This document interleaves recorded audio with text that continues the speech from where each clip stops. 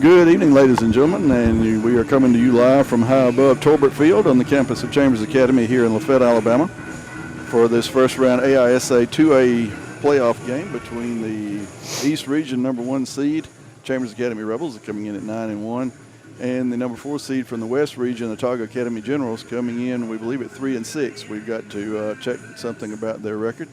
We do know that they defeated Southern Academy in overtime to qualify for the 4th place seed in the West Region, and that earned them the right to travel here to Torbert Field to take on the Rebels to try to advance to the semifinal round of this year's 2020 state playoffs. As far as the history of these two teams, not a whole lot. They've only played 9 times in 50 years. Rebels have won twice, and the Generals have won 7 times. I do need to correct something from last week. I stated that the last time these teams have played was in 1999 when they played here for a state championship in the last on-campus championship game before the AISA moved to Troy. That is not correct. We actually have played them 4 times since then. We had 2 two-game rotations in 2005, 6, 7, and 8. Autauga have won all 4 of those, and they have won 5 in a row in the series to take that 7-2 lead, as they also won, if you remember as a Rebel fan, that 1999 state championship game by a score of 28-27 here at Torbert Field. So great night for football. The weather's perfect, and we are looking forward to being back live with you this week.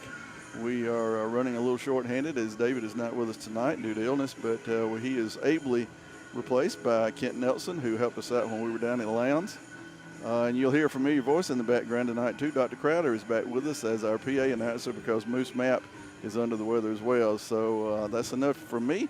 Let's hear from our broadcast partner, Chester Carter. Hey, thank you, Calvin, and welcome to Torbert Field here on the campus of Chambers Academy in Lafayette, Alabama. And as Calvin went over the records for the 2 teams so far this year, and those are all thrown out the window, and we're going to start from 0 with everybody. So it's playoff football time in Alabama, and this is the first round between number 1 seed Chambers Academy and the 4 seed Autauga Generals.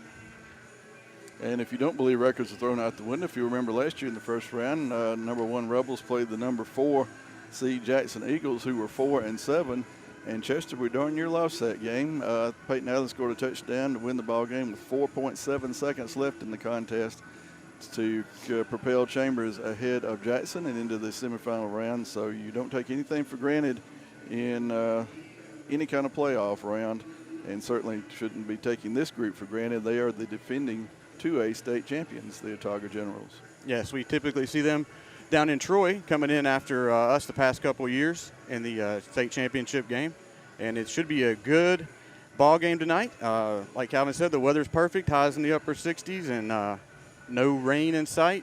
And we've got a great crowd here at Torbert Field, so if you're out running around Lafayette and want something to do, come on down and enjoy a good high school football game. Your Rebels will be in all blue tonight, blue tops, blue pants, and the what we've come to call the legacy helmets, which are blue, gray, and white. Autauga will come out in all white, white tops, white pants. They have a similar helmet to Chambers. Theirs is black, gold, and white, predominantly black with a gold stripe, white background. Chambers, of course, predominantly blue, gray stripe, and white background. So we're about 11 minutes away. We'll have some pregame festivities, of course. The captains appear to be coming out to get ready for the coin toss. Looks like it's going to be number 7, Jake Higgins, 75, who's Munkus, I believe, 63, Jake Oliver, and number 50, and I should know by now who that is. Luke Keel. Luke Keel, good grief, okay. And can't see that other number. It's all bunched up. 63, Jacob Oliver. Yep. And correction there, 75 is Austin Fettner. All right. Yeah, it's 57's Munkus. I'm sorry, I got him transported. And that's number 10, Peyton Allen. His number was all bunched up, and you know when they got on pads. Yeah, we had a difficult time. Was it last week with the you don't know who they 9-6? Yeah, they was giving us a little fit, but it should be a great game, folks, and get settled in. We're about 10 minutes away from kickoff, and we'll have our pregame festivities. So get y'all something good to eat, something to drink, and settle in for a good football game. Yeah, we're looking forward to this one. The other games, of course, tonight would feature Edgewood at Patrician. Springwood is at Escambia. And Wilcox is at Macon East. So that sets up the 2A. The winner of those 4 games will meet in the semifinals next week. And then the championship game will be 2 weeks from today at Crampton Bowl in Montgomery. Will not be at Troy this year for basically COVID-19 reasons. There are more locker rooms and easier sanitation available at Crampton Bowl, and so the championship triple header will move to Crampton Bowl. Troy had a game either on Thursday or on Saturday, I don't remember which, but that was going to prohibit the usage of Troy Stadium because of COVID protocols. So the AISA struck a deal with Crampton Bowl, which is a facility that is very familiar with AISA. That's where the All-Star game is every year. That's where the volleyball championships generally are, and that's where the basketball championships are. So Crampton Bowl will be the site in 2 weeks. You got to go on a 3-game winning streak to be a state champ in AISA, and Rebels did that in 2018, 2 years ago. We're going to hope we can do it along again this year in 2A, as we did in 1A 2 years ago. We were not able to do a pregame this week for various reasons, and we do want to recognize our players of the game from last week.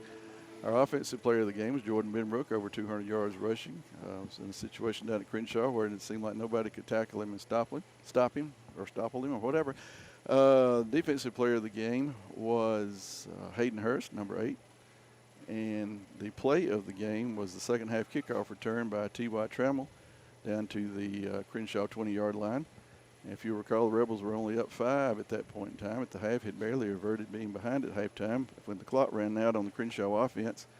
And so he took that opening kickoff, and Crenshaw, wanting to get a stop, was unable to as Chambers returned the ball through T.Y.'s return to the 20, took it on in to score, got the ball back, scored again, and put the game pretty well out of reach. So T.Y., congratulations. If you watch this replay tomorrow, you're our play of the game. Hayden Hurst, congratulations. You're our defensive player of the game for Crenshaw. And Jordan Benbrook, congratulations. You are our offensive player of the game for Crenshaw. We don't know how we're going to handle players of the game tonight. We will name them. But being shorthanded on our technology, we may have to do some kind of midweek interview of them as well. We'll try to do it tonight like we usually do. But Chester and I ain't the technological experts that David is. So, Yep. He's the one that makes all this happen, and we appreciate what he does. And we'll be catching up with him next week. And all is good up here. So just settle in here, and we'll get the national anthem and our prayer done. So just hang on tight. One thing we will mention, there will not be a scoreboard clock tonight. We will try to keep you up to date on how much time is left. But our scoreboard clock is another David Howard feature that we're not able to pull off. So we're like hands of stone up here. So. Yep. Kate Carver, number 50. Luke Teal, number 7. Captains for Autauga are going to be number Higgins, 10, number 75. number Austin 58. Number 10, Clayton Mallett. Can't see the other two for the Number official. 63, Jacob Oliver. Number 5, Josh Holliday. And number 55, And this is the Autauga Dean Shepard. Generals.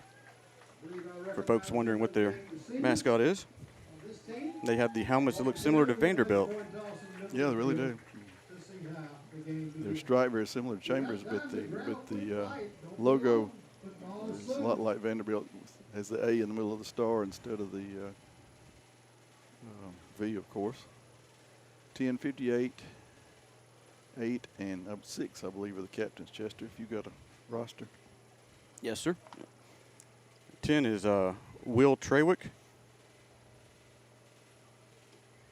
Britton Worrell, number 8. Number 6, Cohen.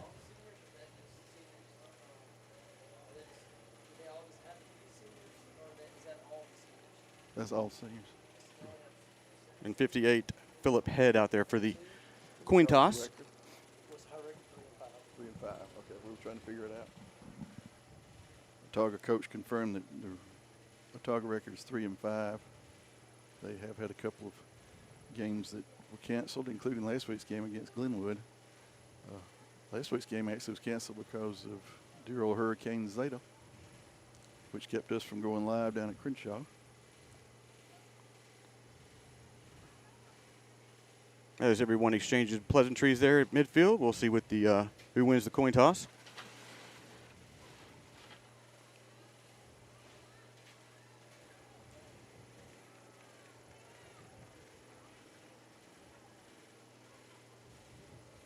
And I wonder if the officials are mic'd up tonight. Haven't been in a while, Chester. I don't know. We have the technology here at Torbert Field, but that hasn't happened in several games, so I don't know if that's an official choice or. Well, I saw the equipment laying down there, so maybe just the official's choice. And he's looking at the Rebel captain, so apparently Chambers won the toss. And here's the call. Chambers wins the toss and defers to the second half, so Autauga will start the game with the ball. Generals have had some really, really close games this year. They lost an overtime game. They won an overtime game at Southern to get into the playoffs, 47-40. Lost one to Wilcox, 16-15. Lost an overtime game to Clark Prep. So looking at Team Chester that's 3-5, but could be 6-2 or. Absolutely. Only really bad loss they had was to Escambia, I believe. They did not play a team this year that we have played. So we will step aside as the Rebels are about to take the field. And we'll let Kent take it from here for a little while as we watch your Chambers Rebels into the field at Torbert Field for the first round of the AISA 2A playoffs. All right, Rebel fans, let's get the over here.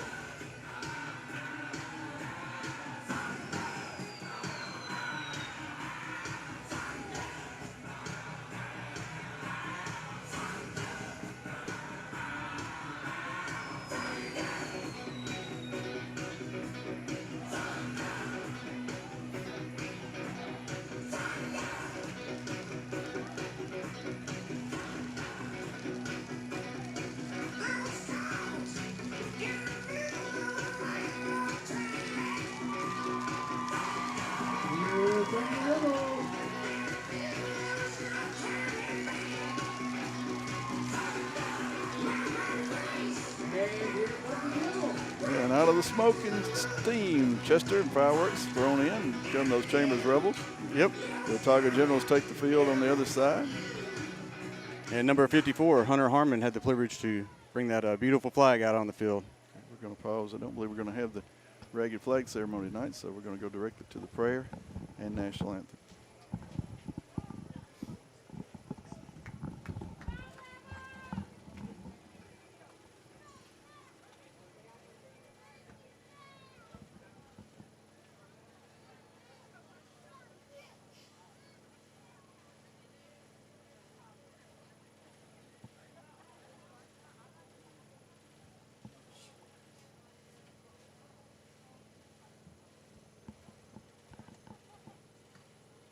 Ladies and gentlemen, I invite you to rise for our invocation. Lord, we thank you for this evening. We thank you for these two schools, the young men that are going to play this football game, the parents, the faculty, staff, the official, and the fans. We ask for traveling mercy for all that are here. We beg forgiveness of our sins. And we ask your blessing on our country. Amen.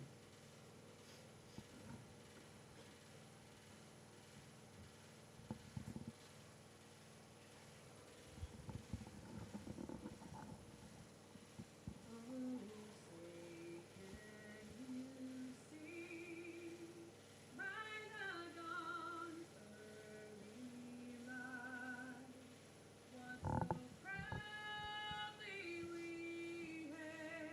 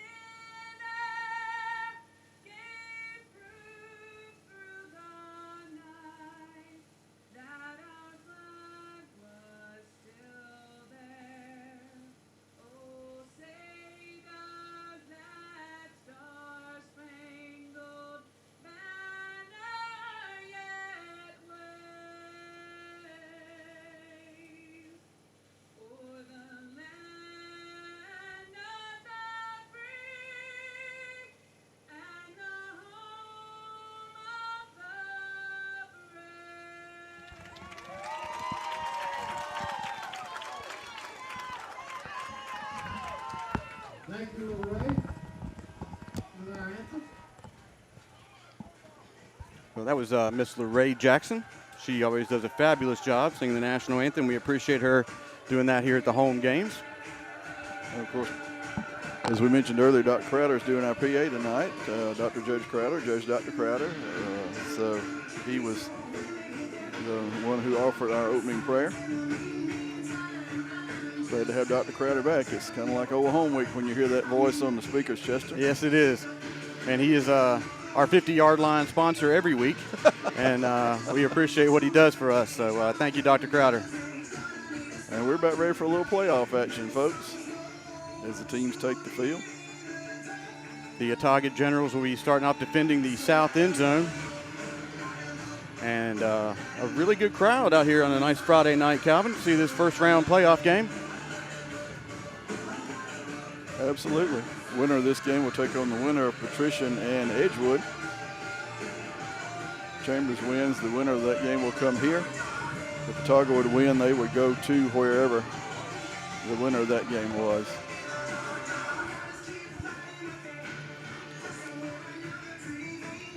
Generals have their names on the backs of their jerseys. I guess if anybody tackles anybody and they've got the back to us, Chester, we can read who they are. Well, Chance Wilmoth will be doing the kickoff duties for the Rebels, and we are underway. Kick down to about the 9-yard line, taken by the Generals and working up the right side of the field. And he gets out beyond the 30-yard line. They're going to spot him down at the 32 where the Generals will take over for their first offensive series of the game. Kickoff's going to be spotted out to about the 31-yard line. First down and 10, Autauga General. Autauga comes to us tonight from Prattville, Alabama, and they are the defending 2A AISA state champion. First and 10, Autauga at their own 31.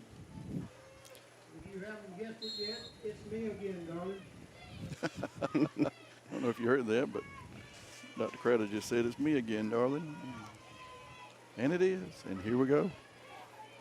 As Dr. Crowder just pointed out, Autauga is the defending 2A state champ, having defeated Escambia down in Troy last season. Quick pass by number 10 out to number 3. That's Henry on the reception for about an 8-yard pickup for the General on first down. That's second down and 2 for Autauga. And they're going to be pushing this quickly. Quarterback for Autauga is Will Trawick, number 10.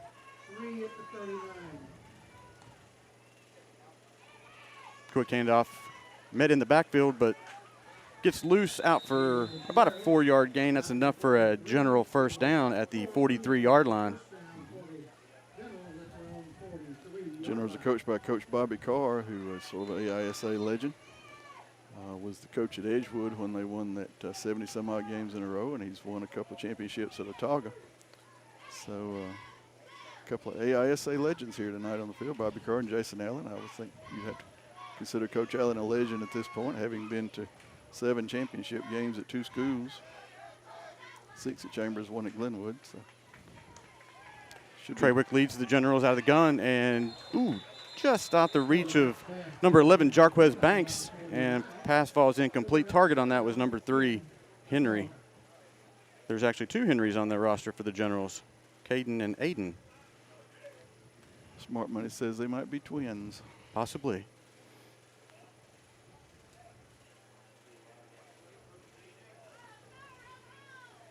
Second down and 10 for the Generals.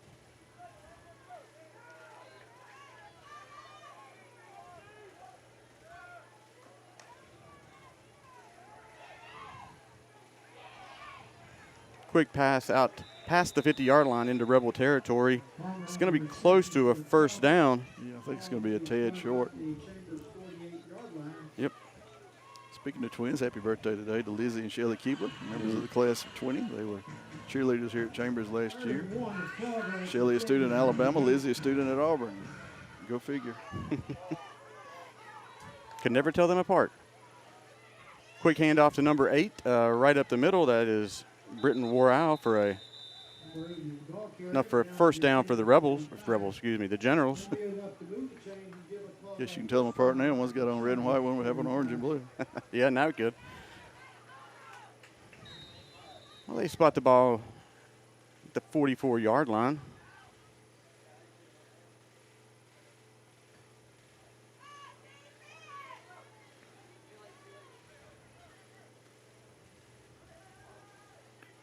A little substitution going on over there with the Generals. So they got everything under control. Play clock is down to 10. Perrywick drops back. Looks like it's deflected at the line, maybe by number 75 for the Rebels. Got his mid up there. That's Austin Fettner.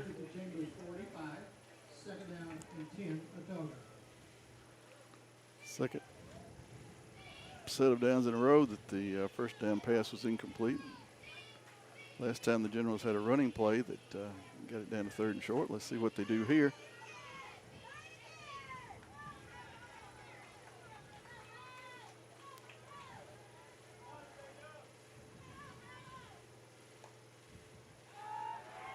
Perrywick drops back in the pocket, flushed out to his right, looks out there to the sidelines, and pass is caught by number 3, Dante Henry. Caught it on his knee, so that was the end of the play. It's going to be 3rd and good little distance. Not 3rd and 9. There's a flag on the play, though. Let's check that laundry out there. Yep. Kind of thought there was a little holding, but where that flag is, that would not have been.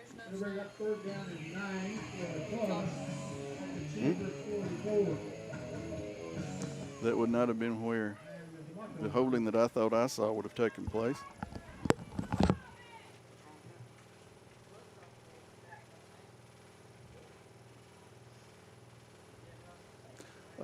So they're still discussing things out there. We're tending to a little something here that may or may not be wrong. So if you can't hear me, that's why. If you can't hear me, then nothing was wrong. All right, they have picked up the flag, so it will be 3rd and about 8. Kind of close to 3rd and 9. Could be a situation where Autauga might go for it if they don't get it. I'm sure they have taken note of how many points a game this Rebel offense generally puts up, so they're not going to want to lose the advantage of a possession if they can help it. 3rd and 9. Perrywick looks out to the flat. Caught by number 6, inside screen there, and he's wrestled down by number 12. That is Cross Collie. So it's going to be 4th and about. Well, about half of it. Well, maybe 4th and 4. They're going to line up and go. With it 4th and 4, look for them to try to draw Chambers offside. Yep. And that didn't work.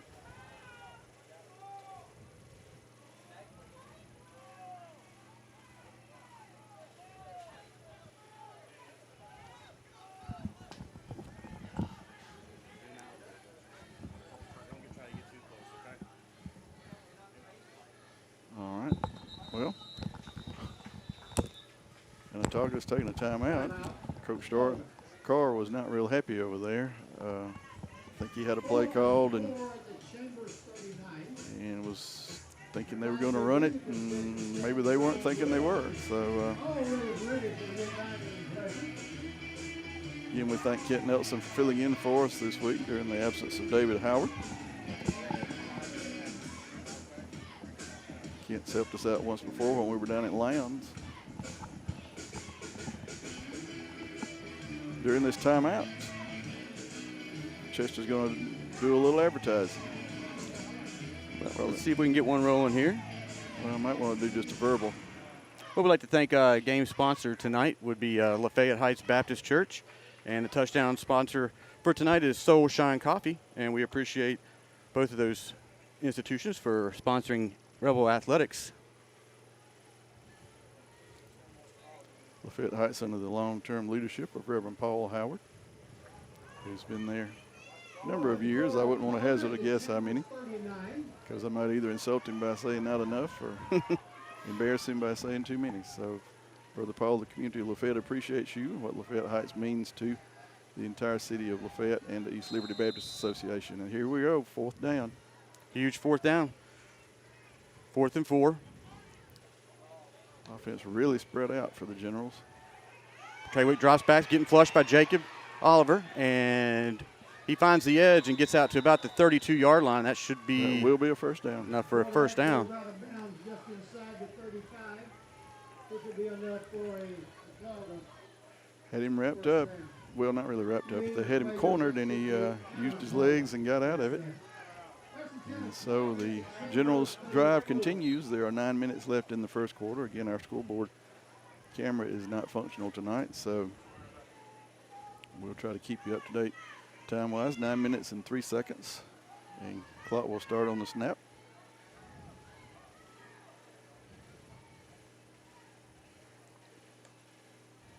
Quick handoff to number 8, right up the middle, and he is met at the line of scrimmage and fell forward for a couple yards.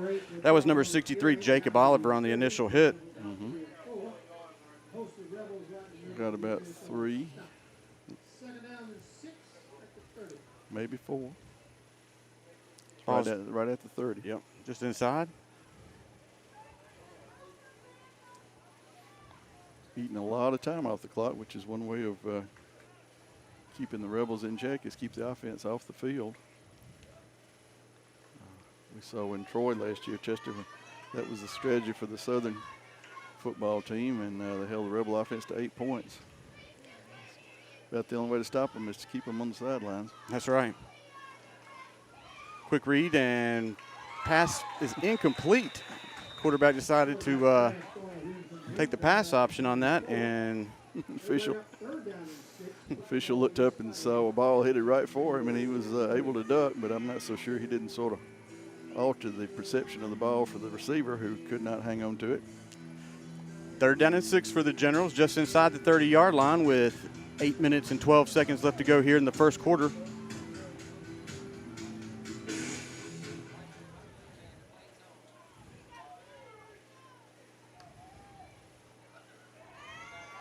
Nice, lot of heat from number 11, Jarquez Banks, but pass is overthrown by Trawick. Number 6, Cohen, was a target for the Generals. That'll bring up 4th down and 6 for the Generals. Let's see Well, what they want to do with this. getting the most out of this drive for their money, aren't they? They are. Let's see if the Rebel defense can rise up and get a stop here. Obviously no tomorrow, no next week for one of these teams. They're going to put it all on the line tonight. 2 wide receivers out to each side for Trawick.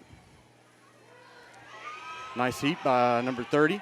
Flushes the quarterback out of pocket, and nice coverage by number 1, T.Y. Trammell.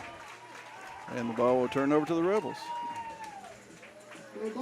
So 4-minute drive yields nothing for the Generals. And here comes that Rebel offense. We'll see. And that was number 30, Cade Tarver, with the pressure on the quarterback for Autauga. And nice defensive stand by the Rebels, and they'll take over the ball about the 30-yard line. You know, the last couple of plays there, Chester, that were passes, they got a lot more pressure on the quarterback than they've been getting. So maybe that's a sign of things to come. We hope so. Yep. Peyton Allen brings the Rebel offense out on the field. T.Y. lines up to his in the backfield and hands off to T.Y. And he's got some running room. He's going down the left side. You got 2 players with an angle, and he is caught up at the 24-yard line, it looks like. Great run by T.Y. Trammell on the first offensive play of the game for the Rebels. That was almost another first play of the game score, Chester. We've had a couple of those this year.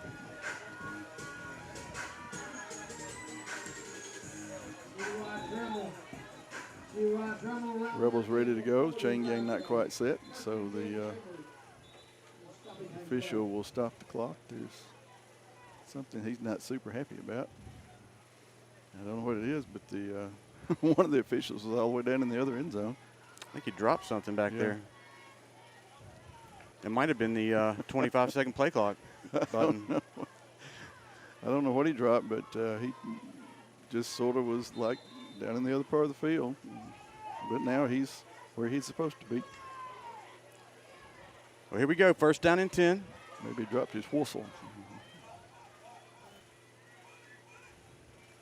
Peyton fakes a handoff. He's going to keep it off the right side. He's got a little running room up there, and he makes one player miss, cuts back, and he's in for a touchdown, Rebels. Takes a hit right when he crosses the goal line. That's a two-play, 75-yard drive for Chambers, and let us hope that that's a signal of what tonight might turn into. And that was a soul shine touchdown for the CA Rebels with 7 minutes and 40 seconds left to go in the first. The Rebels strike.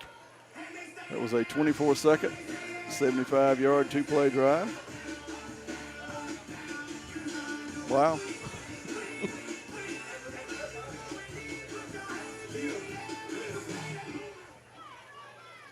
That was a nice move by Peyton to cut back and get in for the first score of the game.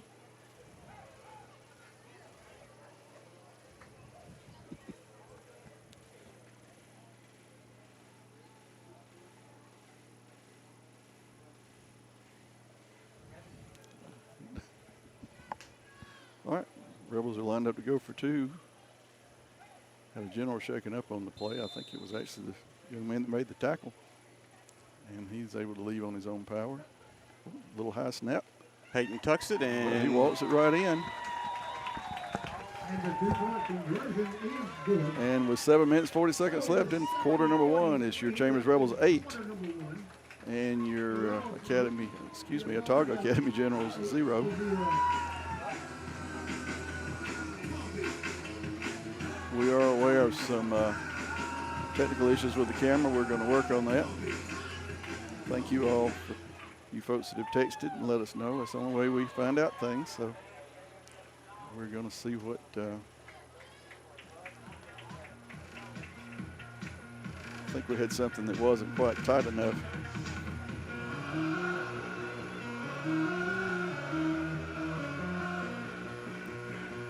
Chester's got his toolkit out. Got his screwdriver, his blowtorch, baler twine, duct tape.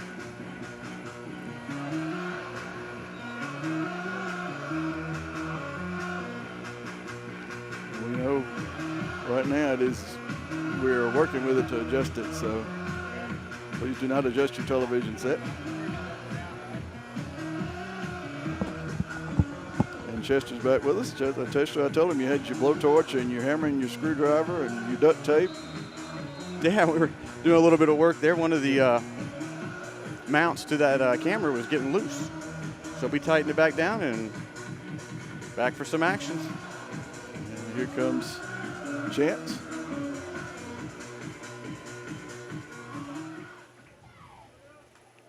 Inside Nice the 10 kick. again. That's a great kick.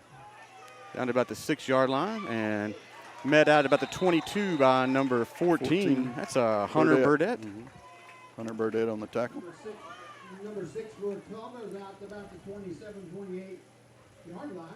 First and 10. If he was on ESPN, Burdett on the tackle they for call him Headhunter Burdett for that First tackle. down and 10, Autauga at their own 26 looks like. Well, the Generals will start at the 25-yard line, it looks like, with 7 minutes and 35 seconds left to go here in the first. The Rebels are up 8-0.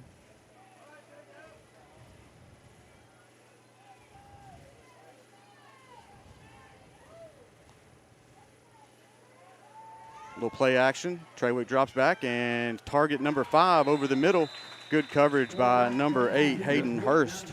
Our defensive player of the game from last week. In case you missed the pregame, we were not able to. Well, we got a flag. While we're sorting this penalty out, we were not able to do our pregame show this week. So our plays of the game were offense, Jordan Benbrook, defense, Hayden Hurst, and play of the game was a kickoff return. Got a little Begin holding. the third quarter by T.Y. Trammell. That is holding on the Generals. I didn't mean to step over there, Kyle. That's Sorry. quite all right. It's not like I had never done it to you. At least we can hear each other. We had a heck of a time last week. We couldn't hear each other, and I watched the replay of that game on Saturday, and I bet you we had 3 or 4 different conversations going on. should have counted how many times I owed Chester an apology. I didn't hear it, so hey, it's all good. Funniest thing I heard, Chester, we left the mics open at halftime, and a lady came over that knew Coach Garrett and was telling her husband, who was a radio man, that Coach Garrett was there, and he said, "Garrett's still here? I thought he was dead." Yeah, I remember that guy. And it was Ace that went out over there. So It's an inside handoff to number 8. down by Hurst. Number 6, excuse me. That's Juan Cohen. Gets back a good chunk of that holding penalty. Still going to be second. 17 for the Generals. About the interesting. He got more 3 yards out of that. Yeah. We're inside the 7-minute mark here of the first quarter.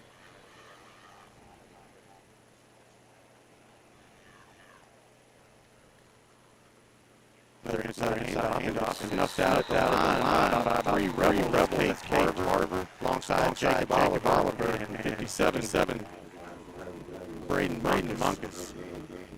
How to bring up third down and 17 for the Generals. This is a really big third down. Rebels go over here and get the ball back. Should be around midfield. These third and ones just been disease this year. We don't like Something about third and long. have third and 1 and having third and 3. That's right. Well, the Rebel defense lines up. Treywick's in the gun. He drops back, looks out to his right, getting flushed out of the pocket. Looking downfield, wide open, number 5, across the middle. And he's going to get his first down. Yep. And he is driven out of bounds by number 5. That's senior Josh Holliday at about the 45-yard line or 46-yard line. Well, there you go. I mean, I don't know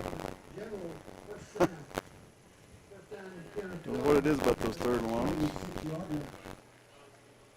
Actually had the quarterback flushed out of the pocket and everything.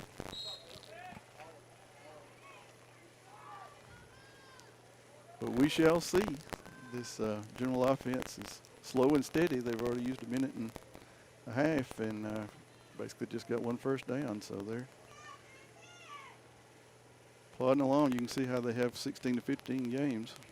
Ooh. Number 3 caught over the middle and drug down by number 1, T.Y. Trammell. But for T.Y., that would have been a touchdown. This one may come back. Be nice if it did. Here's the signal. Got 2 markers down, actually. Motion on the Generals. Dead ball. Well, no, that's what I did. I thought he was going to call 2 penalties. He just said it was. He actually said it was second down, but that's going to be first down in 15.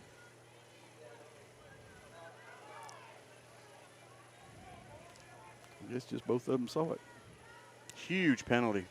Oh, yeah, that's it'll go down as a 5-yard penalty in the books, but it's about a 35-yard penalty or maybe close to 40 in the yards that it took away.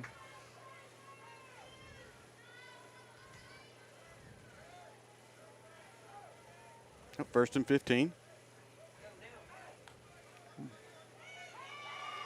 Some heat coming off that left side, and number 10, Treywick. Right between them. Yep.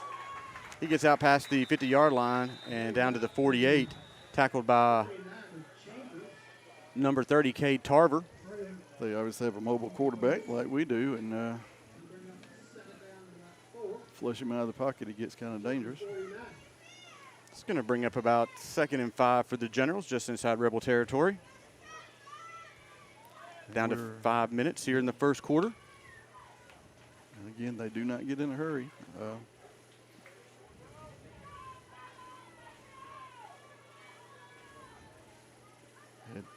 Other than a 47-40 victory over Southern, they've had very low-scoring games. Treywick rolls out to his left and throws back across the field to number 3, and setting up some blocks. A lot of big hits out there, and there's flag on the play already. So ball is loose, and looks like the Rebels have come up with it. The way the official jumped in there, it looked like he was about to. Let's see if they pull everybody up. He didn't throw the beanbag, but. They went a long way to gain 2 yards. And they won't make a call. Chambers saying it's their ball. Officials saying there's a penalty. There were some big hits out there, Calvin. Yeah, Peyton was hanging on for all they could, and Cross Colley's a little shaken up. I guess that's why we had sort of a stoppage in play. Hope Cross is all right. Big part of the Chambers defense. Rebels are clapping. They evidently overheard the officials say. Some good news.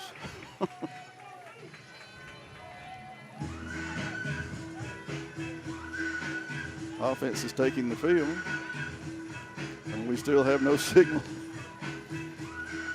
Makes you think these guys are from Nevada, huh? Maybe so. So much has gone on this week. Feels like it was a year ago we were at a ball game, you know. So tonight's officiating crew brought to you by the state of Nevada. I don't know what that's. It's a crackback block. Crackback block. That is declined. Fumble on the play. I heard him say that. First down. Okay. We'll gladly decline that 15-yard penalty. Do a little bit of lip reading right there, and the Rebels will take over at the 47-yard line. You could ask the kind of hearing. Yeah. Didn't need a mic. Well, Chester. They used up 4 minutes and no points. Now they've used up 3 minutes and no points. Let's see if Chambers can punch it in. Benbrook's in the backfield for the first time. Get 2 wide receivers out to each side for Peyton. Quick handoff to Benbrook. He cuts back upfield and dives forward out to close to midfield. Well, he's on the 50, Chester. You think we're going to get the see where they spot it. Oh, Fiddlesticks on the 49. I thought sure Dr. Crowder was about to have that's that left foot spot. A signature moment. Yeah.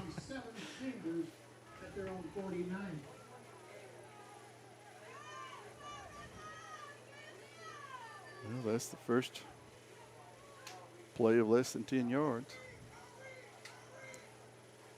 2nd and 7. Peyton rolls out to his left, looking downfield, and target. There's another flag on the play. Back here at the line of scrimmage. Yeah, couldn't tell if he caught that. The play went in the other direction, but this, you kind of feel like this is going to be an offensive penalty of some sort.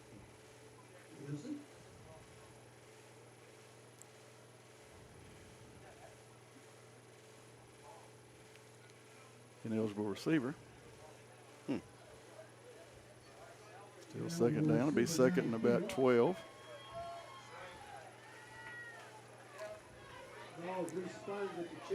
You know, the way that play developed, Chester went in the other direction. I guess somebody turned loose and. Yep.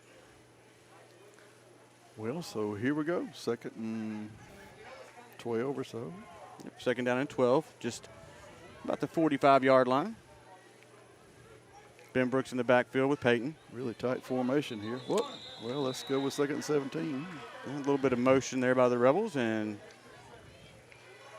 we'll mark that off. So we are heading in the wrong direction.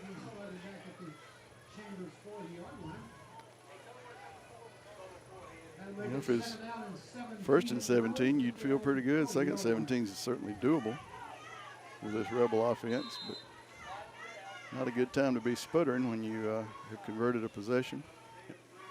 2 wide receivers out to each side. Peyton drops back. He's going to tuck this one. He's got a little bit of running room, and he's out to about the 45-yard line.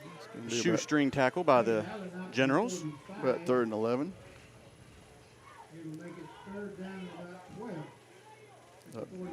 Doc Crowder says 12. We'll go with that. I think these are right foot spots instead of left foot. I think they are. Which I guess, you know, as long as you get it all night, you kind of know what you're getting. Big 3rd down here with 3 minutes left to go in the first. Nobody in the backfield but Peyton, so he's trying to redirect somebody. Play clock's under 10. Peyton rolls out to his right looking downfield, and he targets. And he's got it, first down. Number 6, that's Jeremy Conway, spud for a first down for the Rebels at about the 41-yard line. Well, they got a 3rd and long. We got a 3rd and long. Let's see where we go from here. Nice patience by Peyton down to let that route develop. Got too many men on the field right now. If they'll snap it, they'll get some free yardage, but I believe he got off. Hand up to Benbrook right up the middle, and he is starting where he was last week, dragging folks down the field. He's going to get about half of it. 4. Second down and 6. Second down for the Rebels. Cousins on the tackle for Autauga. Second and 6 at the general 36. Right back to him. Benbrook lunges forward for about 3 yards. It's going to be 3rd and 3. Benbrook on the carry, gains about 3, bring up 3rd down. Neither team has got the feel yet. You feel that, Calvin? Yeah, It's kind of a little choppy. Not quite rhythmic by any means. Yeah. Although the first drive by Chambers was a thing of beauty, but the penalties kind of the grinded out phase of the game's not. This 3rd and 4. Peyton's going to keep this one right up the middle, and he is down to the 26-yard line. First down, Rebels. 21-yard line, sorry. 12 yards on that carry, 1st and 10 Chambers at the Autauga 21. Rebels trying to move. Chain crew's tongues are hanging out already. Another handoff to Benbrook, and he gets across the 20 down to about the 19-yard line. And we're 1 minute and 25 seconds to the end of the first quarter. I think Coach Carr worked on the let's don't let Benbrook control the game defense because he's getting a little short bursts. Last week he started out with short bursts, and then those turned into. Nice change of pace back with T.Y. And T.Y. is moving and shaking down there, and he is inside the 10, and he is just pulling folks down there, and he's in. Touchdown. Wow. What a great individual effort by T.Y. Trammell. That was huge. He had our play of the game last week, and that's going to be in the Final Four. I can assure you of this week's play in the game. And that was a soul shine touchdown for the Rebels.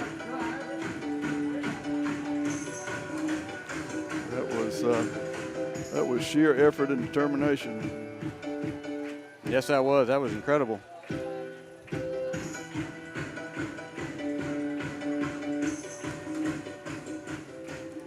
Some play was signaled in, and in unanimity, the offensive line sort of did like that, like they want to do something else. I don't know what that was about. It's like they were waving off a penalty. So here we go. Well,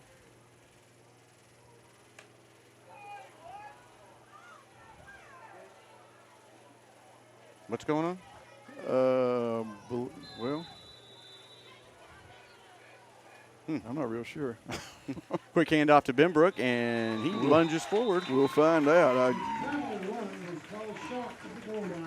Okay, so that was the touchdown. Okay.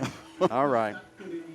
So that's why the offensive line did the wave off. They were letting Coach Allen know that it was not a touchdown. The official from the left side of the field called it a touchdown. Yeah, he was right there at it. All right, so now we'll go for 2. All righty.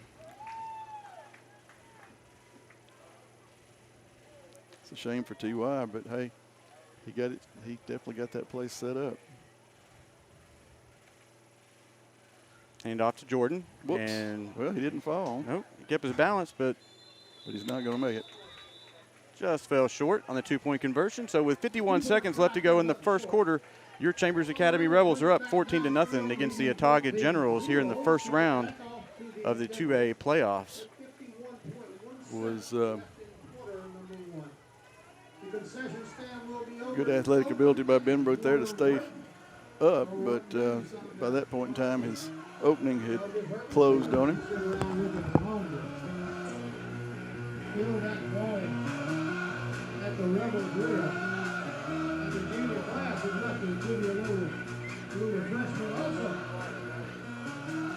So 14-0. 16 would have been more fun, but 14's not bad. Yeah, we'll take 14.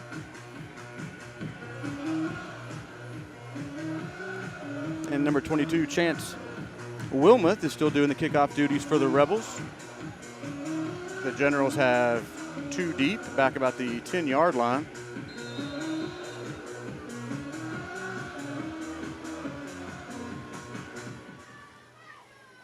Another good kick. Best kick of the night. Yeah, down to the 5-yard line. Generals take it up past the 20.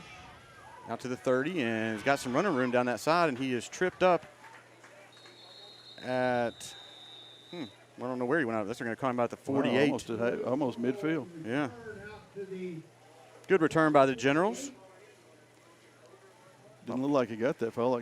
I kind of wondered, Chester, if the ball didn't come out and maybe it rolled up a little bit and went out of bounds, because it looked like he was tackled about 4 yards shy of there, but there was such a sea of humanity, who knows? Yeah, I couldn't tell after about the 40.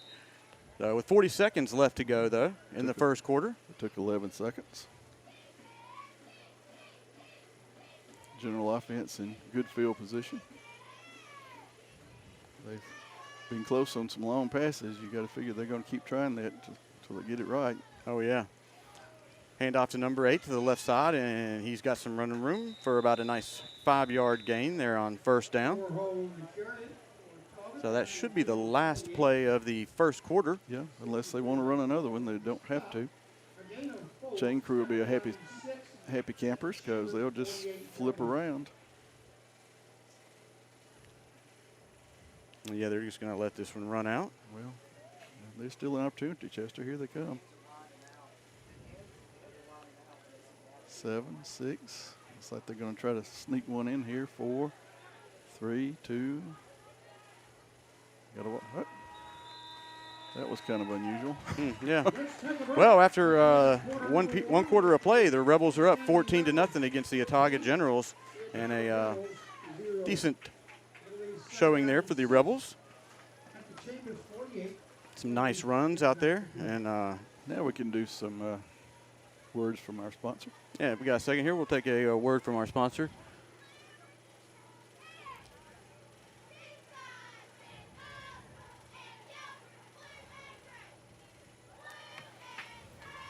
"2020 has been a tough year. We've seen better days, and we long for them once again. People are scared. Some people are mad. And all of us are exhausted from it all. Are you wanting your life back, but you don't know which way to turn? You don't know who to believe? You don't know what the truth is? Jesus said, 'I am the way, the truth, and the life. No man comes to the Father but by me.' If you will put your faith and trust in Jesus Christ, He will direct every step you take. God loves you, and He wants to forgive you. But the problem we face is sin. Our sins separate us from God.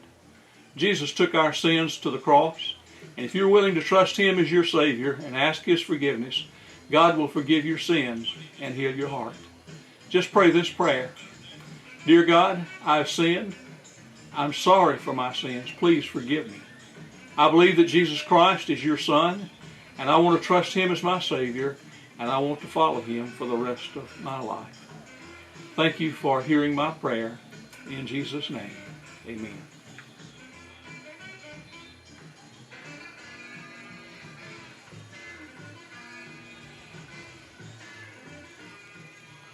That timing worked out well as we return to action here to start the second quarter. I'd like to thank Lafayette Heights Baptist Church for being a sponsor of tonight's game.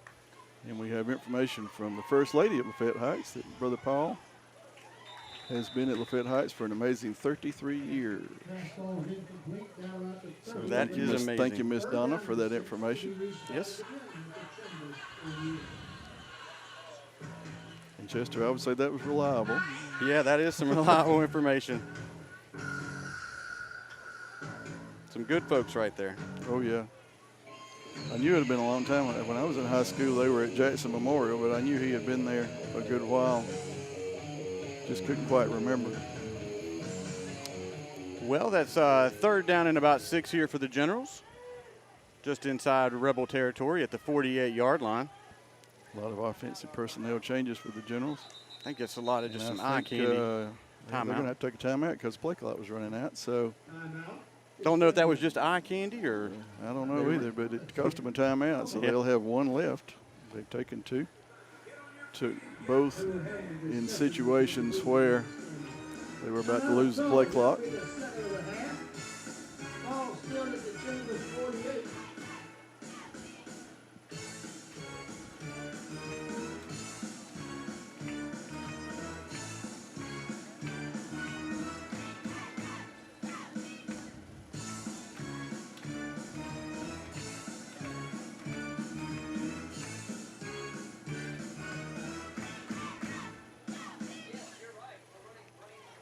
little big blue music there. Spice up the crowd, and good crowd here tonight. Beautiful weather. I got on long sleeves in my game day shirt, and I could probably classify myself as just a tad warm.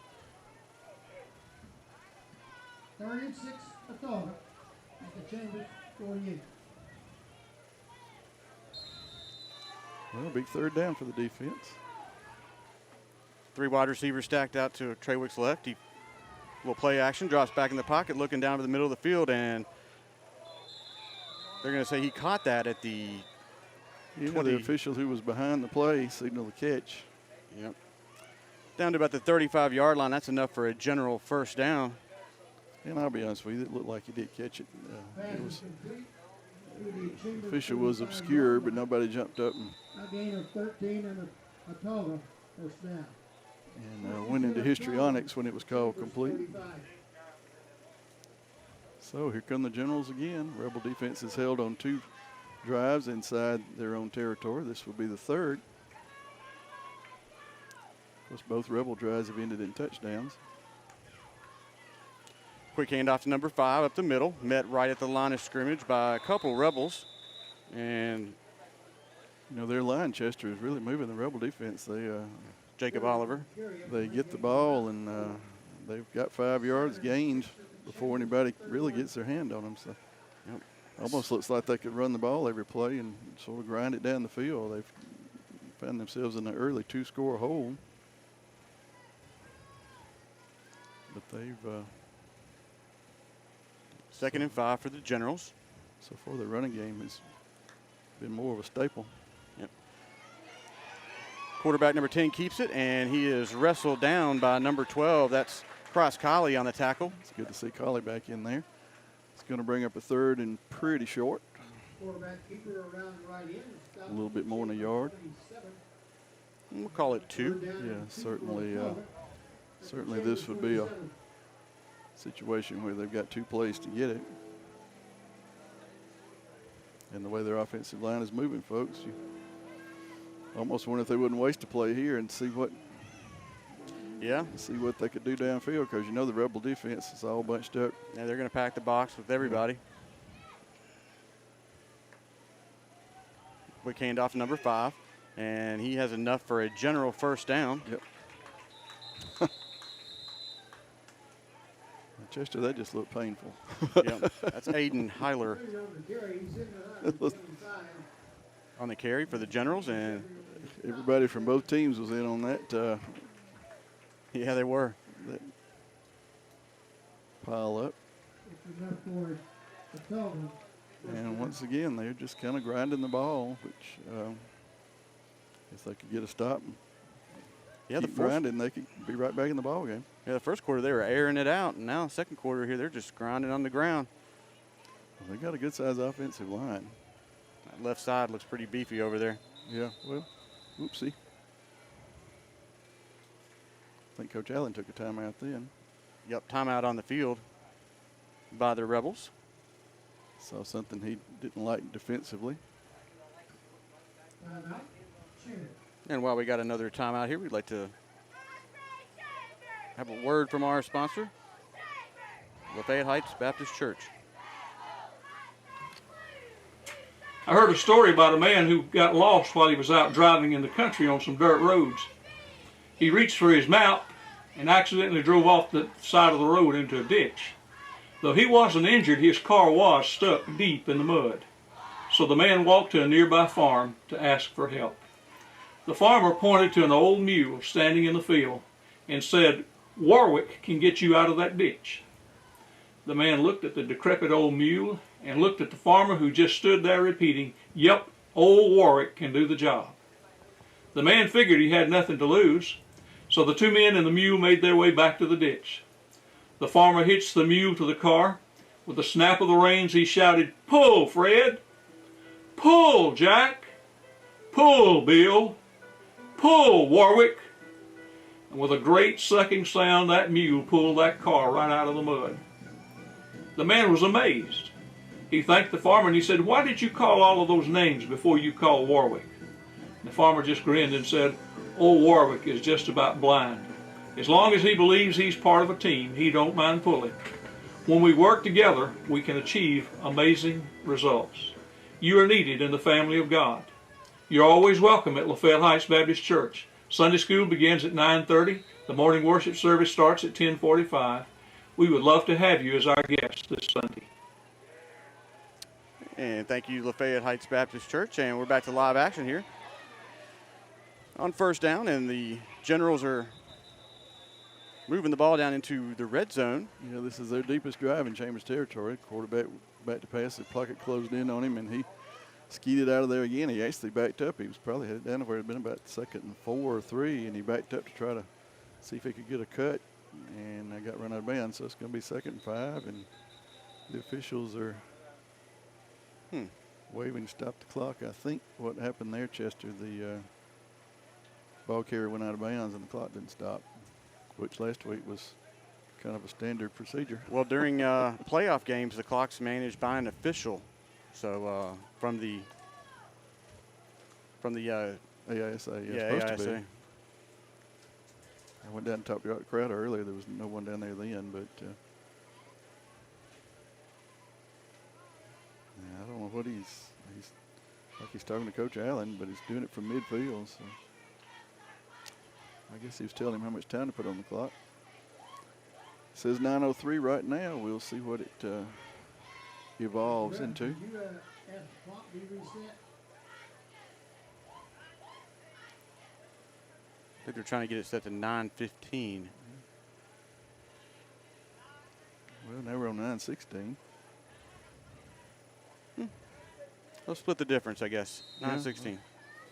As long as we don't end up with a second left. Right. You know, we had 7 seconds left last week, and we'd had so many ups and downs with the clock that who knew how much time was left. And here we go. Ball falls incomplete on a 2nd down pass by the Generals. That'll bring up 3rd down with 9 minutes and 12 seconds left to go here in the first half.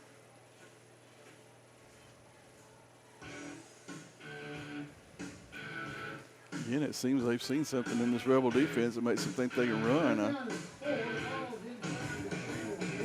realize they're trying to keep them honest, but I think I'd just be punching it and punching it and punching it. Yeah, I would too, yeah. Make them stop them. Here we go, 3rd down and about a long 4 for the Generals. That's what we did last week at Crenshaw. Whoop, a little bit of a flinch, but Treywick drops back, pumps, looking deep, and they're going to call pass interference. I think that may be offensive interference.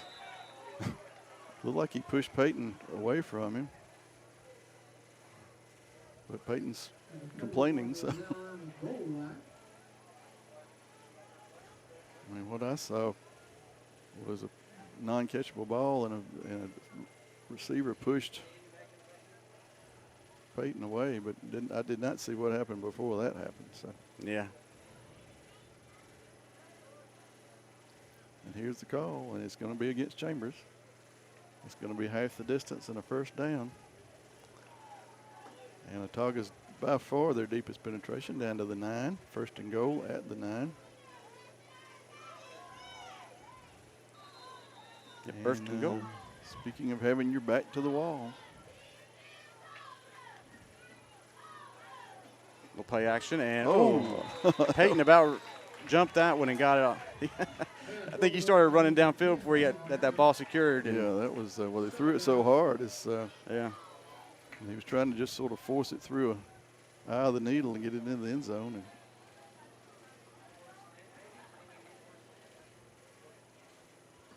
2nd and goal, Autauga at the Chambers 9.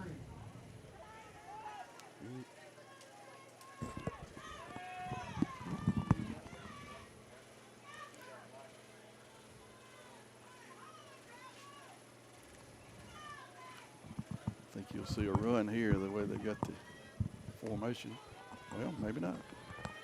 Run all the way down the field, and then A lot of pressure coming up by Cross Collie, and he takes the quarterback down, but he got it out just in time.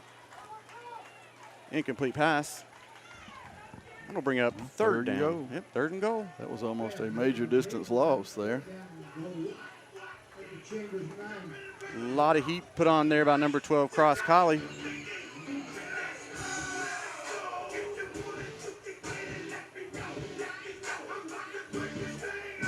Oh, man. On third down, your options become a little more defined.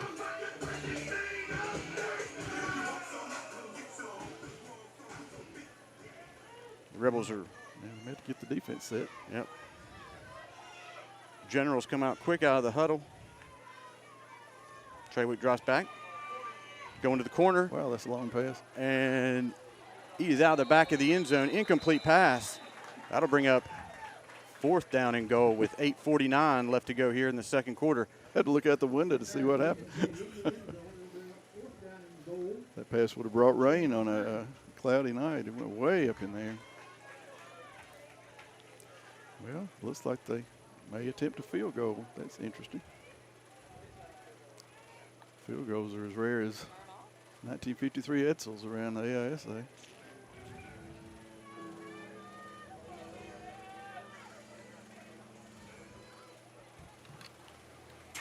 I heard a story about a man who got lost while he was out driving in the country on some dirt roads. He reached for his map and accidentally drove off the side of the road into a ditch. Technical problem. If you could Though still he hear me, wasn't injured, his that car was stuck ain't deep good, in the but There mud. is a flag on the So the plate. man walked to a nearby farm to ask for help. The farmer pointed to an old mule standing in the field and said, "Warwick can get you out of that ditch." The man looked at the decrepit old mule and looked at the farmer who just stood there repeating, "Yep, old Warwick can do the I'm job." going to keep talking, assuming The man that you figured can he hear had me, nothing to lose, because so I the do two know men that and the mule there's made their way a back to the problem ditch. with the picture. The farmer hitched the mule to the car. With a snap of the reins, he shouted, "Pull, So Fred! this will be a Pull, Jack! 31-yard attempt. Pull, Bill! Pull, Warwick!" And with a great sucking 32. sound, that mule pulled that car right out of the Maybe mud. back on. Sorry about The man that. was All right, I amazed. think we got it fixed now. He thanked the farmer and he said, "Why While did we you were call off, all if of you those couldn't hear, names?" the field goal was good, but there was a penalty, so they'll try again from 32 yards.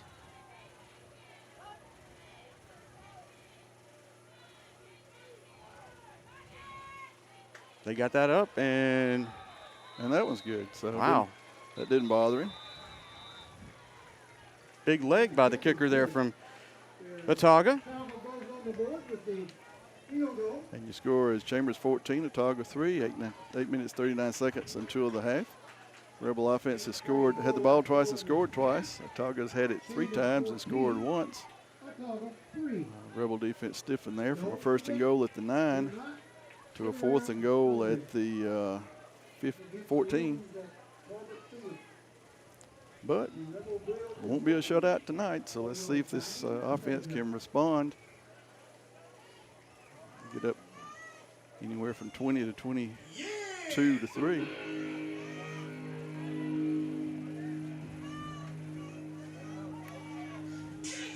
One thing I don't think you'll see, Chester, from the Rebels is field goal attempt. No. Well, the Generals get on the board here in the second quarter with 8:39 left to go. Number 64 is doing the kickoff duties for the Generals. Way up in the air. It's going to be a fair catch by Conway.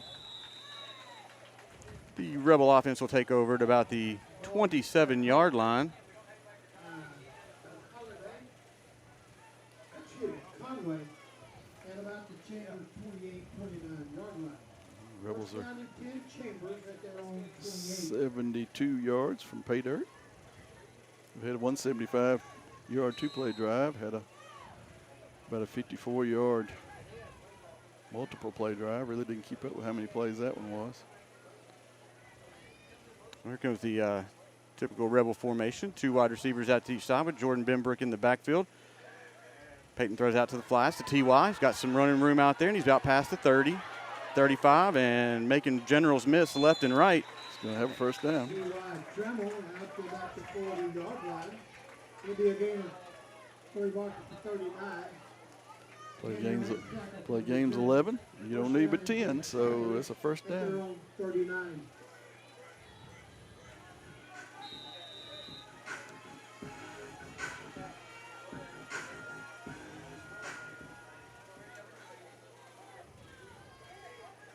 Ben Brooks in the backfield alongside Peyton Allen.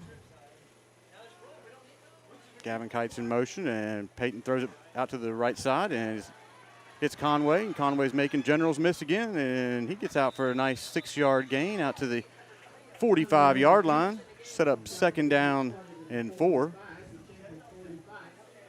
A gain of 6. Cousins on the stop for Autauga. 2nd down and 4 on Rebels at their own 45-yard line. Coach Allen spreading the ball around a little. Kind of one-dimensional last week, but it worked. Multi-dimensional is working so far this week. Gavin Kite's been in a good bit of the time the Rebels have had the ball. Hand off to Ben Brook right up the middle, and It's not quite going to get it, but he's going to be 3rd and short for the within a Rebels. yard. Yeah. Well, I don't know. Oh, that's a nice spot. Yeah, this may bring a measurement. And you can see that ball boy out there working hard. Well, no measurement, but it is less than a yard.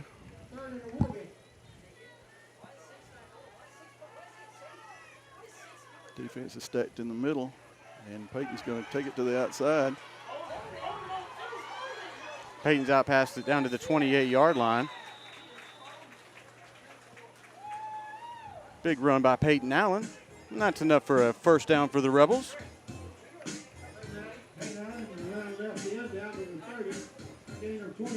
Clock stops at 6 minutes and 50 seconds left to go here in the 2nd. The Rebels are putting another drive together. Yep. Just squeeze the ball and keep it moving. That's right. Ben Brooks to Peyton's right, and Peyton has 2 wide receivers out to his right. Peyton tucks it, and he rolls out. Oh, nice pass out to T.Y.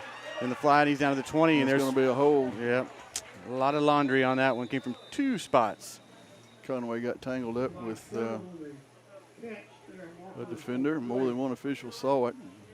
Yeah. It's going to be from the spot of the hold, so it'll be 1st down still, and it'll be more than 10, but less than 20. Contact took place right around the 23 or so. If it goes back to the 33, it'll be 1st and 13. Looks like he's going to start from about the 25, so it's going to be 1st and 15. Maybe 16. Well, the Autauga fans agree with that call. Yeah, they brought a nice crowd, They sure did. which is to be expected. I mean, they are the defending state champs, so Yeah, about a 2-hour drive up here from sure Prattville. they're not without fans who travel, just like Chambers. Gavin Kite checks in for the Rebels. Well, if you got to have a 15, at least you got a 1. Peyton rolls out to his left, looking downfield. Oh, wow. And he's Oh, my targeting goodness. Conway on that, and it's a jump caught ball, and it's a touchdown, Caught it. Rebels. Touchdown. What a beautiful catch. Wow. He would not be denied. The offender and he both came down, and he rolled over and wrestled it away, and that's what you do. That's how you play championship ball, Chester. That's right. And that is your 3rd Soul Shine Coffee touchdown of the evening. With 6:15 left to go here in the 2nd, the Rebels strike again. Beautiful play beautiful pass by Allen, but certainly Jeremy Conway made that play happen with that wrestling of the ball away from the defender. And the Rebels are up by 17 with the conversion pending.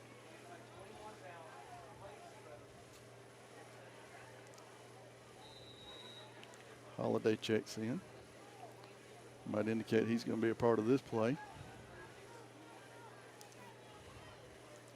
The ever-present Jordan Benbrook is there. A little motion on the line. Yep. Oh, timeout. Timeout. Well, so Chambers will have a timeout left. Both teams with 1 timeout and 6 minutes and 15 seconds till halftime. We'll keep it here because those commercials we have sort of flirt with being too long for a timeout. Yeah. So we'll keep it here, and we'll play a commercial at halftime in between quarters. Again, we thank Lafayette Heights Baptist Church and Soul Shine Coffee for their sponsorship of Chambers Academy Rebel playoff football. Junior class would like to sell you something to drink, and they got 3 cakes over there, 3-pound cakes. Buck Sanders. And while we got a timeout here, if you So get you a chance on those cakes. like to thank Soulshine Coffee for the sponsorship of touchdowns this game and the rest of the season. It can be purchased at Newman's Farm Supply in Lafayette, or you can call or text 334-275-8269 to arrange a personal delivery. Coffee that soothes the soul. Soulshine Coffee. We'll try to get you some scores of other playoff games at halftime. We feel fairly certain I can get a Springwood score from the same person I got it from a couple of weeks ago. Boy, they had a long drive tonight. Wow. I could almost go down to the beach. It's a trip that we narrowly averted. That's down to Atmore. It's where we would have headed if we had lost to Macon East. Well, no, I take that back. We'd have been third. So we wouldn't have headed there. We'd have gone to Patrician, which is even worse. Well, here we go, the 2-point conversion, and hand off to TY, and he splits the gonna defense in for the conversion. All right, so up 19. It's right where you want to be after 3 possessions. Your score, 6 minutes, 15 seconds till halftime. Chambers 22, Autauga 3. 6:15 left to go in the first half. It's Chambers 22. Yeah. Autauga 3. In playoff football here, you know, loser goes home, so everything is going to be yeah. hanging out there on the line. And I know Coach Allen wants to continue to improve the reps of each player out there, and You're not going to see Autauga leave anything in the bag of tricks. I mean, No. They'll have to be game ready up Rebels. Make sure there's nothing going to sneak by them. and I tell you, that kick, it might have been good from 50. Yeah, that was a great kick. It was 32 yards, but What was that number? His number? it was, I don't remember, but it was over the top of the uprights when it went past the goalpost.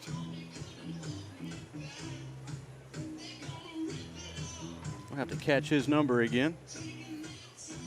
It was one of those low kicker numbers, but I don't remember what it was. And here comes Wilmoth to kick off. He has been a busy man this year. Yeah, really has. He's found a niche, and he certainly made a friend out of Peyton Allen, who was doing the kickoff. Down to the 16-yard line, but I thought his knee went down, and it did. good there by the officials. And they will start from the They 7. all, they all saw it. Down in 10, Autauga General at their own 20. It's going to be about the 19, maybe. Yep, right on the 19.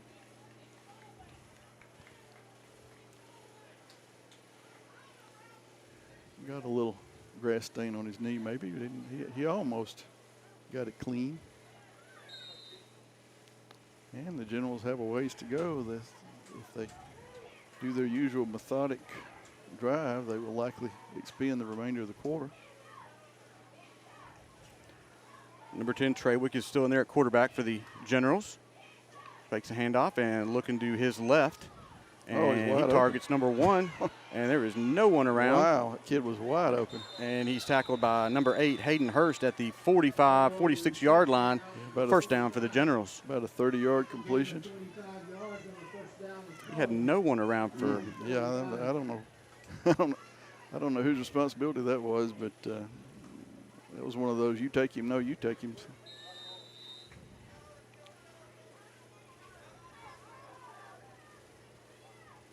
Generals seem to be working with a little bit of urgency here. Ooh, nice he's pressure up the middle by Monkus, and Well, he eludes the pressure, and he's out to the 40. He's going to tuck this one and get pushed out of bounds by Cade Tarver. it's going to be a loss of about 2. Could have been a lot worse. Oh, yeah, he really made something out of nothing on that because Monkus had him back at about the 32. I want to correct myself. I think that was 75, wasn't it, Calvin? Okay, well then it was Austin Fettner. I'm sorry. That's twice I've done that tonight. So my 57, apologies to 70. Mr. Fettner and his family. Yes. 75, 57. Same numbers, just different order. Just a little dyslexic.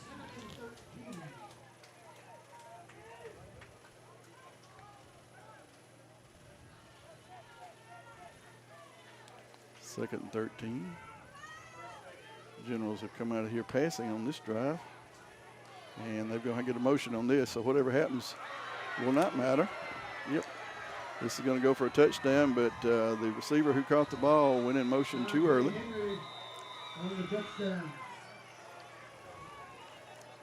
And the quarterback, Autauga quarterback knows that he's sitting here at the 50 waiting on them to come on back, fellas. But that's twice now. They've had somebody wide open. The thing to be concerned about there is what's breaking down on the pass defense and what have they discovered.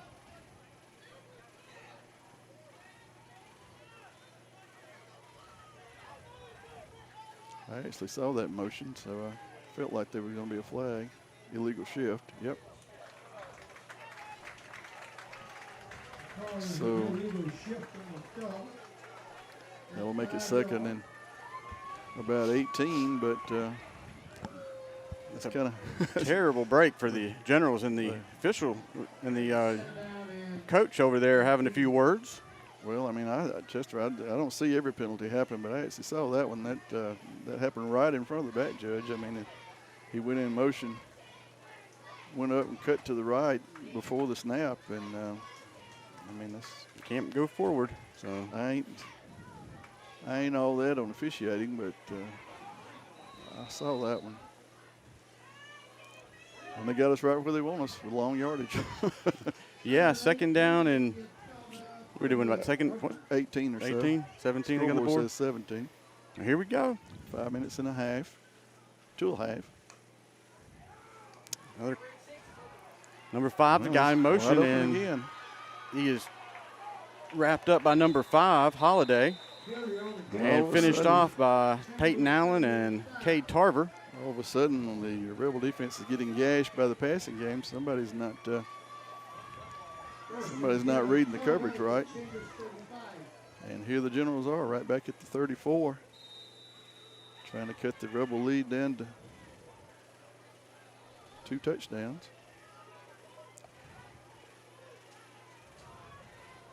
Two wide receivers out to each side for Treywick. And they're just Play passing action. every play now. Oh, nice hands my by goodness, he T.Y. tipped it right to him. Still caught by number 5. That was Aiden Heiler on the catch. Chester, I don't know that he would have caught it if it hadn't been tipped. Yeah. Tipped it right to him. Put it right up in his breadbasket. But better lucky than good. that's another first down for the Generals, and we're about to hit the 5-minute mark here in the second quarter. Well, they've had it only a minute, and they've gone from 117 to the other. So my prediction about that slow grinding offense has gone out the window. Last time the Generals were in the red zone, they came out with a field goal. We don't get a sack here or something. It's Yeah, they're putting the heat on, and there was some heat coming up by 56. Jake Higgins was on the coverage. Yeah, Hunter Knox was putting a lot of pressure on the quarterback, and Higgins was down there on the coverage, and the pass falls incomplete. Well, they're just going to go deep on every play. It's like, you know, not only if you keep thinking these long passes, that's not only gets you back in the game quicker, but it becomes a psychological advantage when all of a sudden you find out you can hit big plays. Oh, yeah. And the Chambers defense is having to mentally prepare for big plays every play. So, and here he goes again. Yep, Treywick drops back. He's getting a lot of heat, though, and he's getting wrapped up by 75. In fact, it's picked off. Wow. Picked off by number 16. John White. John White. He usually catches him from Peyton Allen, but he took that one away. Yeah. Huge defensive stand by the Rebels with 4:32 left to go in the second quarter. You know, Fettner had him wrapped up, and he threw it kind of to get rid of it, and John White was there, and there went that bullet. Good stand by the Rebel defense, and they'll take over at the 12-yard line with 4:32 left to go here in the half. See if the Rebels can put a long drive together and eat up the rest of the time here in the first half. And remember, we get the ball first in the second half. This is kind of the position we were in last week, and everything kind of got to going crazy. In fact, there was 4 minutes and 32 seconds in, too, Chester, because I remember saying something about it. 4:31, yeah. And what was a very... Peyton drops back. He's going to tuck this one, and he is out past the 20 to the 25, and he hurdles over General and lands at about the 31-yard line. What was a very methodical drive by the Rebels ended in a turnover, and all of a sudden Crenshaw started just getting big chunks of yardage. But that was last week. Let's see what this week brings.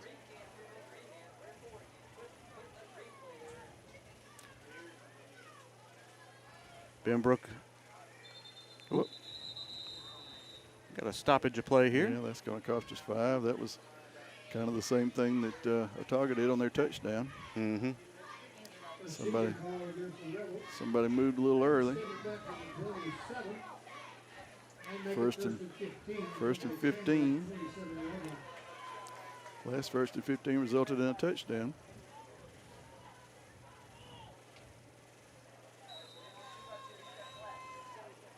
They're winding the clock here, so we're going to hit the 4-minute mark as we get this play away. Almost got that back. He tried the quick, hard count. Play clock at 14. Benbrook lines up to Peyton's left. Allen drops back. He's going to tuck this one and trying to find some running room, but he is not going to get. They had him sniffed out that time. Yep. The tackle was made by number 57. That was James Howard on the stop for the Generals. That'll bring up second down. Looks like they lost a yard on that one. Well, we'll see. He might have gained maybe. Still second down and about 15. Might have gained the length of one of those old-timey Coca-Cola rulers. And need to overcome this sputtering here. There's Pass out to T.Y. at the 30, and he's going to make some Generals miss, but they corral him, and he's still dragging folks.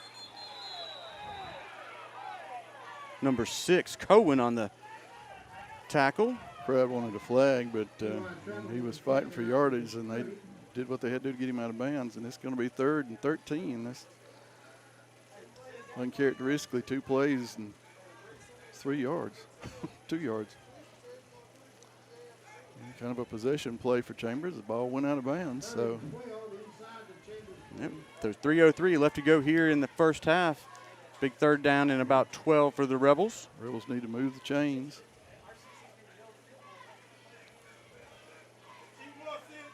Allen rolls out to his right. Nice protection, and he guns it down to He got it, first down.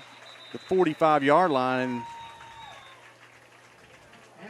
It's Conway on the reception. That's enough for a Rebel first down.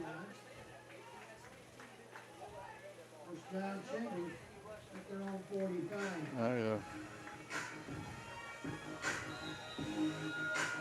thought Peyton was going to take that and run. I wasn't sure he had the. He had the choice. Not sure he would have gotten the yardage, and I guess he wasn't sure either. No, we're going to go with, no, we're not. Peyton drops back deep, and he's looking down. He's wide open. Oh! Just over the head of John White. He was really open. I mean, that one had a long gainer all over it. He wouldn't have scored because he was going to have to hit the ground when he caught it. But, well, that's a shame. Yep.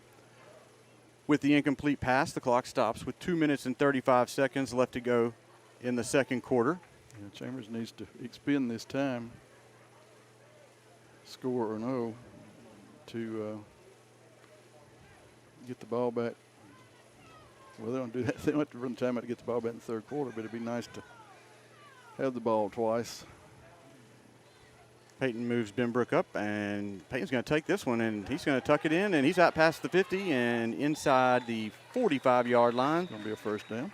Enough for a Rebels first down. He had just green pastures to run through right there, Calvin.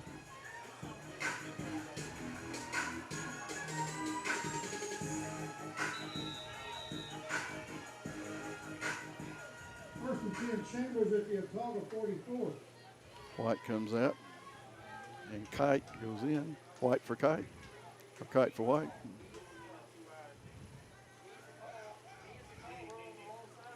Hand off to Benbrook off the left side.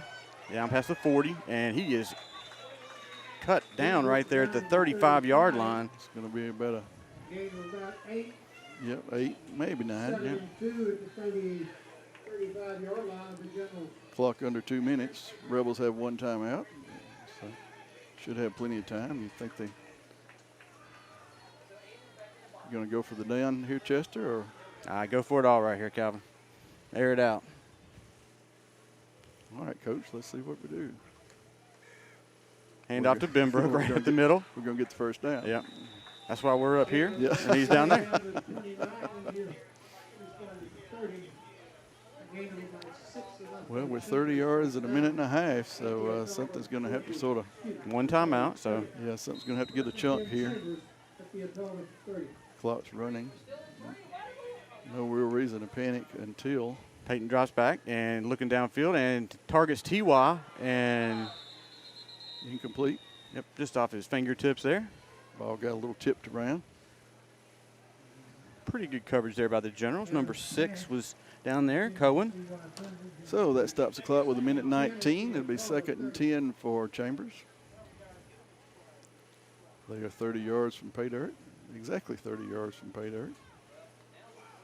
Figure they got, well, it's 2nd down. So 2nd, 3rd, and 4th, you'll have at least 3 plays.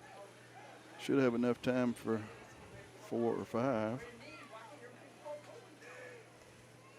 Peyton hands off to Benbrook off the left side. And he did not get out of bounds. Jordan just kind of turns that Jets when he turns that quarter. And That's going to get the clock under a minute. Offense is going to line up. Coach Allen's going to conserve the timeout. it's 3rd down and about 3. 3rd and 3. Under 1 minute left to go here in the half. Hand off to Jordan off the left side. He's got a lead blocker, and he is down to about the 20-yard line. Why don't we go with, let's go with the 11. Oh, excuse me. Gain of 10, 1st and 10 Chambers. Number 55, Dean Sheffield, was his lead blocker. 45 seconds left. 1 timeout. Offense is ready to go. Got 11 yards to go. Another handoff to Jordan off the left end, and he is still He up. got loose. And got he loose. lunges forward for a touchdown. Rebels. Was a flag on the play. Well, fiddlesticks. The play is a touchdown. There is a marker on the play. Jeremy Conway upset about something. That was a Holding. Against the Rebels, that'll take the touchdown off the board. There's 31 seconds left. That's going to be 1st and 10 around the 20. Or 1st and 20 around the 20. yep. They can They can get to the 1, get a first down, but you're in a situation now with 31 seconds left where, it's about the end zone or nothing. yeah, well, got a little time with a timeout. First down. I don't know whether that stopped the clock. The clock hasn't started yet, so I guess it starts on the snap. That's one of those things I've never been able to figure out. Peyton rolls out to his right looking for Holiday, and he's inside the 10. He's at the 5, and he is slung out of bounds, but they're Well, going and they still didn't stop the clock. to – nah, they're going to stop it. Well, it's not a He went out of bounds yeah, there. he went out of bounds. Okay, they did stop it. So we got 25.8 seconds left, and it's on the 5. I think that one official wanted to keep it rolling, but the white hat said, no. Yeah, I don't see how. Yeah. It's kind of hard to say that was in bounds. Chambers does have a timeout left, but Inside the 5, yep. Got one more timeout. 25 seconds left to go. 2nd and 4 for the first down, 5 for the touchdown. I think you'll see J-Rod, and J-Rod. Yep. Jordan out to the left side, and he found a seam, There and he he's goes. in for a touchdown for the Rebels, but another flag on the play. Oh, good grief. Now what? Now that flag came in way after the play was over. Oh, yeah. Benbrook takes it in. There is a marker on the Let's play. check this one.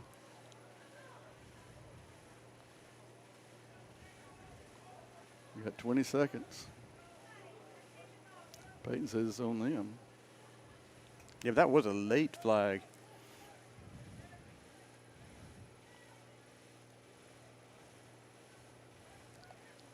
It may be on them, but they're marking it off against us.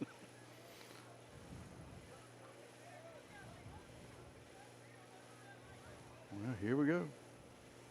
And here's your call. Chop block. That's gonna. Oh, it is on them. Touchdown. Okay. All right. Peyton was right. You know, usually you can look at the players, Chester, and kind of get a feel because they hear what those guys are saying. Yeah.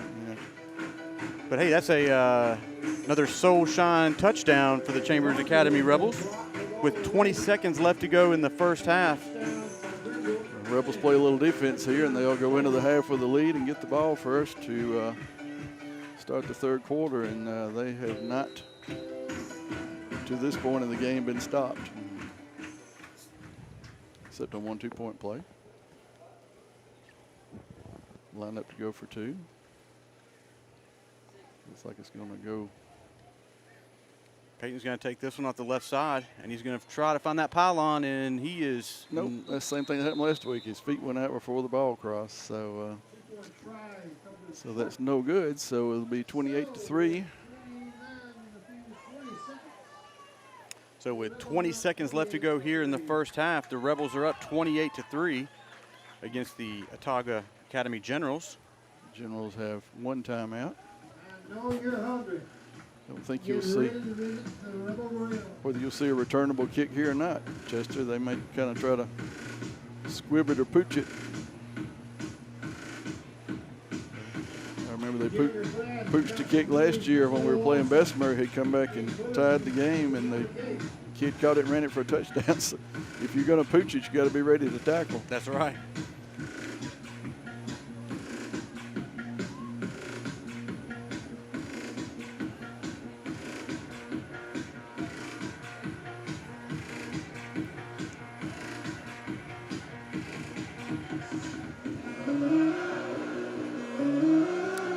Be the 6th possession for the Generals. They've scored once out of the previous 5. Rebels have had the ball 4 times, scored all 4 times.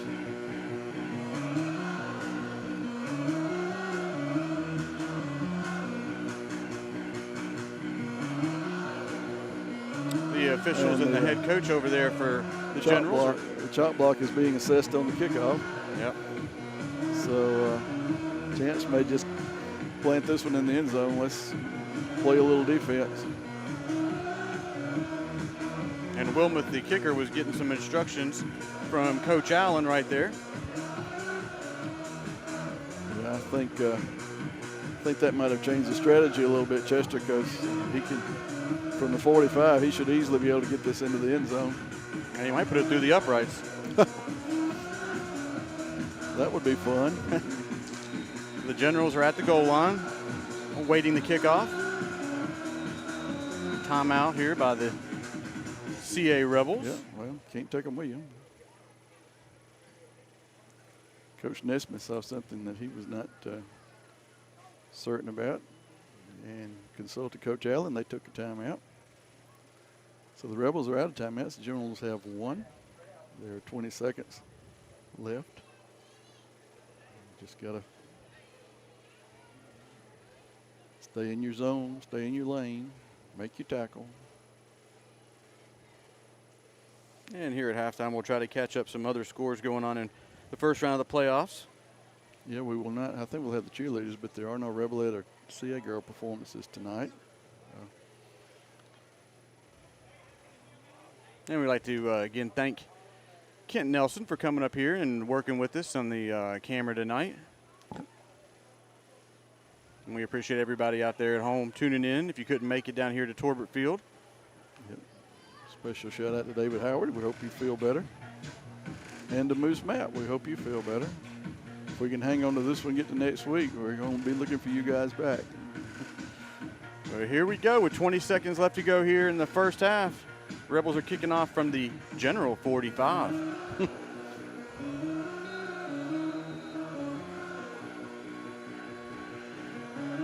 Onside kick. And it's bobbled. Oh, okay. All right. Number 54 got his hands around that and secured it for the Generals. Well, that took 1.5 seconds, so we're going to have to. That was Carroll. Probably going to be looking at 3 plays here. And the Generals have 1 timeout, correct? Yeah, 1 timeout. 19.2 ticks left on If they can flush the quarterback out of the pocket, might could get it down to 2 plays.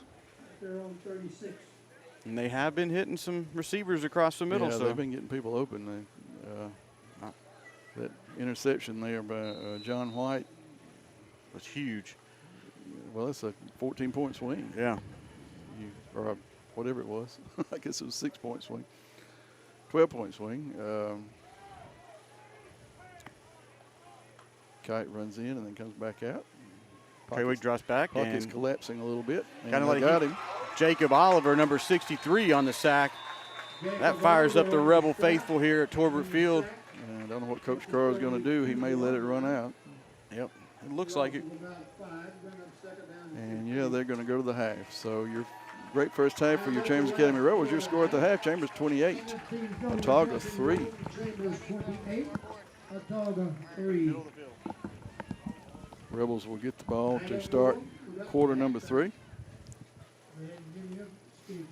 Yep, so we're going to have the camera here set up to watch the cheerleaders perform, and then it'll just stay out there, and we'll zoom it into the scoreboard so you can see when the second half will start.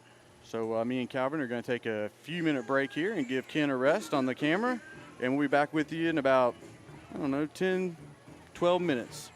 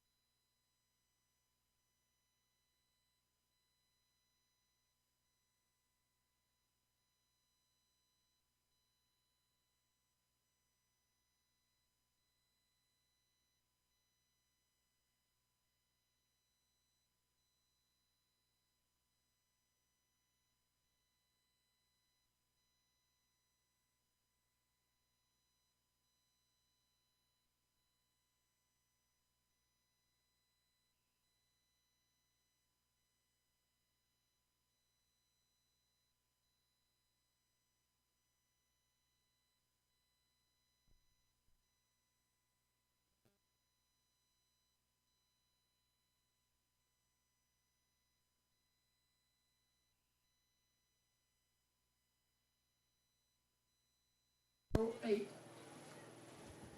You have a cake. 185, 508. You have won a cake. If you have 185, I don't think there's ever been a year quite like 2020. you have won a There's cake. so much division that we're experiencing in our country, Credit in and there it's giving away produced cakes. uncertainty. We don't know what the Crowd. future holds, 185, but we do know who holds the future, 439. and that's God. You have God is eternal. That means that He exists simultaneously in the past, the present, and the future. Here's what the eternal God has done for you and me. He has secured our future by sending His Son Jesus Christ from heaven to earth to take my sins and your sins to the cross. The gospel is that Jesus died for our sins, that He was buried, and that God raised His Son to life again. Jesus Christ is alive today, and He's willing to forgive your sins if you'll just ask Him. If you'll trust Jesus Christ as your Savior, you can be assured that your future is secure in His hands. Just pray this prayer. Just say, God, I'm a sinner. I'm sorry for my sins. Please forgive me. I believe that Jesus Christ is your Son. I believe that on Easter morning He came out of that tomb alive forevermore. And I want to follow Him from this day forward. Thank you for hearing my prayer in Jesus' name. If you prayed that prayer, find a church you can attend this Sunday morning and let the pastor know about your decision for Christ and the prayer you prayed tonight. May the Lord bless you. 21 years ago, right here on this field, the Chambers Rebels and the Autauga Generals played for the state. Well, welcome back here at halftime at Torbert Field in Lafayette, Alabama, on the campus of Chambers Academy. Chambers Academy Rebels are taking on the Autauga Generals, and right at halftime they are up 28-3. And Calvin's got some updates here from some scores around the region. First, let me apologize if I stepped on that commercial. I don't know whether what I said went out or not. I was laughing at Judge Crowder giving away cakes down there like candy. So apparently they had several of them tonight, and I was not looking at the screen, so I did not know a commercial was playing. I hope I was blocked out. That was my fault. Sorry. No deal. That's, after 2 years, I need to be looking at the screen and see what's on before I start talking. But anyway, we do have some scores of interest. One of particular interest would be if Chambers hangs on to win this game. As we told you, they would play the winner of the Edgewood-Patrician game. Well, right now, folks, at halftime, Edgewood is leading Patrician 21-20. That would be a significant upset. Certainly, I think the Rebels would like to get the chance to play Edgewood again. If we win and Edgewood wins, it'll be here instead of down at Edgewood, which is good for mine and Chester's health, because that was by far the most treacherous place we went all year. And the weather, too, because if it starts raining, there's none of this going on, because there was no roof over us. But anyway, Edgewood is up 21-20. That is, I cannot really express much to you folks how big an upset that would be, because Patrician has only lost this year to Escambia. So they have had quite the year. Of course, y'all remember we played them 3 years ago in 2017 in Troy for the state championship, but that's the main interest. In the other 2A games, Edgewood is leading Springwood 48-0 at halftime. I'm so sorry. Escambia is leading Springwood 48-0. I'm still shook up about messing the commercial up. And Macon East is leading Wilcox at halftime 21-7. So all of the 2A games are at the half. And the winners at this point, of course, you got to play 4 quarters, but the winners at this point, our leaders will be Escambia, Macon East, Chambers, and Edgewood, which would be very interesting because I think before the playoffs started, most people would have told you that the 4 Western teams would have been perhaps favorites over the 4 Eastern teams, with maybe the exception of this game. And so far, Chester, that's not how it's working out. That's right. We've still got a couple more quarters here in Lafayette. And the Rebels put together a nice steady drive there at the end of the half. And they will receive the ball here at the beginning of the second. The Rebels put together all their drives they scored on, no punting in the first half for the Rebels. And it's going to set your stage here for a start of the third quarter with the Rebels up 28-3. And we got 2 more quarters of play left, and we'll see who's 24 minutes. Who's going to make it to the second round of the playoffs. Speaking of Lafayette High School was trailing Leroy. I mean, talk about a tough first round draw. draw try to go down and play Leroy. But they were behind at halftime 14-0, which quite frankly, being down 14 to Leroy is almost like a draw. I mean, that's been a powerhouse down there for years, and they were in 1A. They're actually in 2A now, kind of like we did. They moved up, but anyway, they were 14 up, and Lynette High School was leading JU Blackshire, wherever that is, 20-0 at halftime. Other AISA scores last night, Bessemer defeated Lee Scott and eliminated them. Earlier tonight, Glenwood defeated Hooper. I don't know why that game was played somewhat earlier, but that game has already been completed, and Glenwood was victorious over Hooper. In 1A, Crenshaw was leading Pickens, 48-6. And they tacked on a couple more minutes here to the halftime to let these players get loosened back up again. And we'd also like to thank the City of Lafayette first responders, the fire department and medics over here. They always come out to the Rebel game, and we appreciate them being out here for everyone's safety.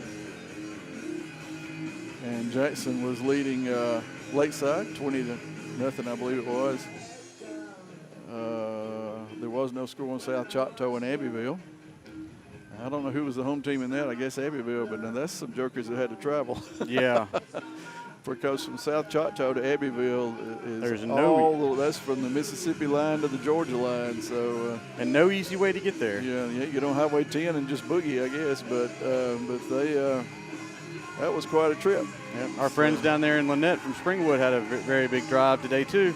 Yeah. So we are very thankful to be here at home, hosting the first round of the playoffs. And if the Rebels make it through this evening, they'll be hosting the next round of the playoffs here next Friday night.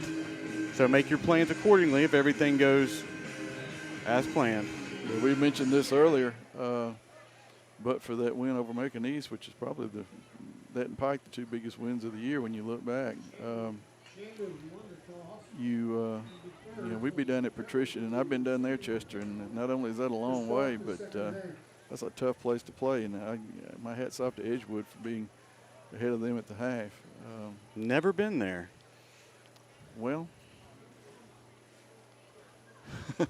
if you do, you'll remember it. Yeah.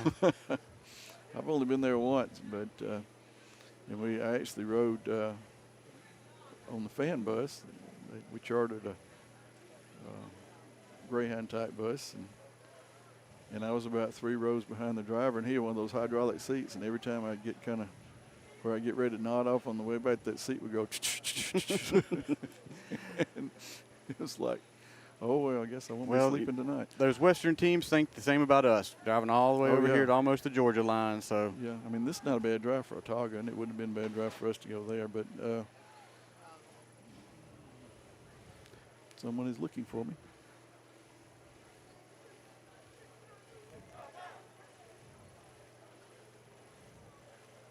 Now the buzzer's about ready to sound, and we're about ready to get underway here in the second half. And the Rebels will receive the ball.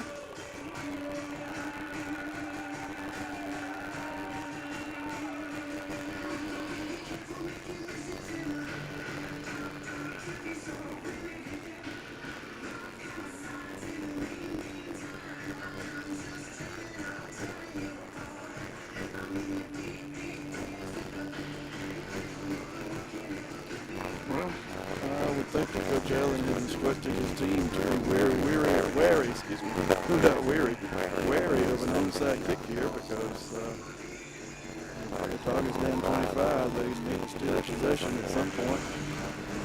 And this would be a very good steal one.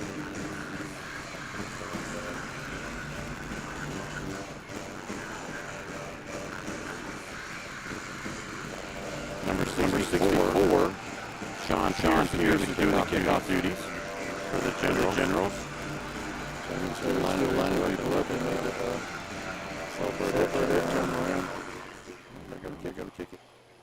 Deep down T wide and 11-yard line. He takes it. Looking for a seam. He's out 25, 30, 35, 40. And he's still up half midfield. And he is just dodging left and right down to about the 36-yard line. Great return by T.Y. Trammell. Almost a miss replay last week. He is very elusive out there. Yeah, he kind of got a situation where he had more of his own people in the way than he did in general. And the Rebels set up on 37. Just need a good, deliberate, determined drive here. Put some points on the board. And they will basically have 2 touchdowns without Autauga having possession if that happens. Benbrook in the backfield to Peyton's left. You'll probably see a lot of heat coming from the Generals. Yep. Quick pass out to T.Y. in the flats, and he's down at the 30. Right, he'll go. Well, he may go from the left.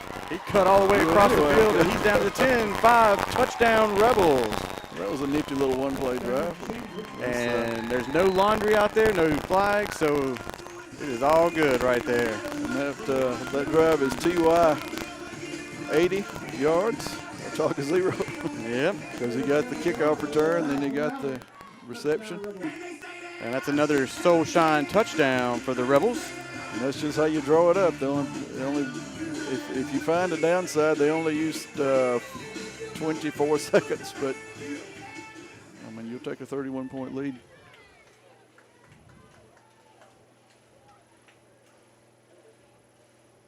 Just got a text that we've got static and echo, so I'm going to leave that, turn that over to you, Chester, see if you can sort that out. I got a text like that in the first half and didn't see it. Oh, wow. Right over the top to John White. And it is 36-3 Chambers. 24 seconds into quarter number 3. John White is good for the 2 points that were good.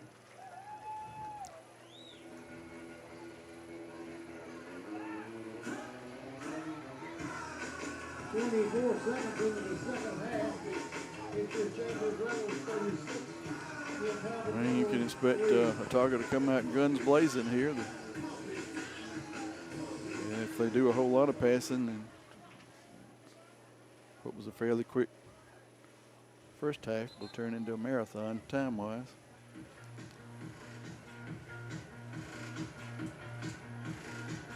Got an update from cheer coach Emily Milford, making these 21-13 now over Wilcox. 21-13. Yes. Okay. And the Springwood score is now 48-8 in favor of Escambia.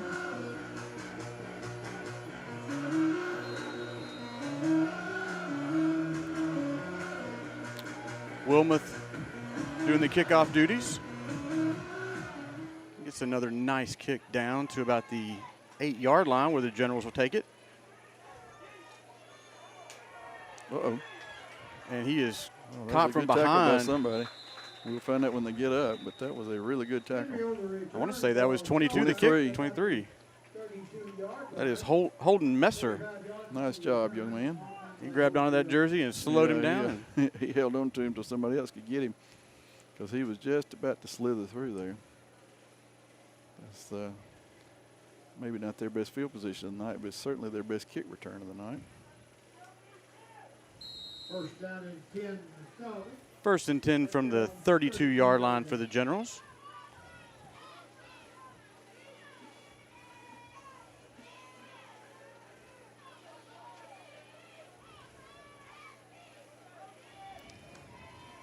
Treywick still in there.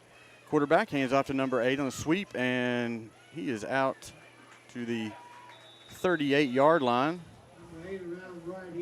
And there again, 5 yards of play.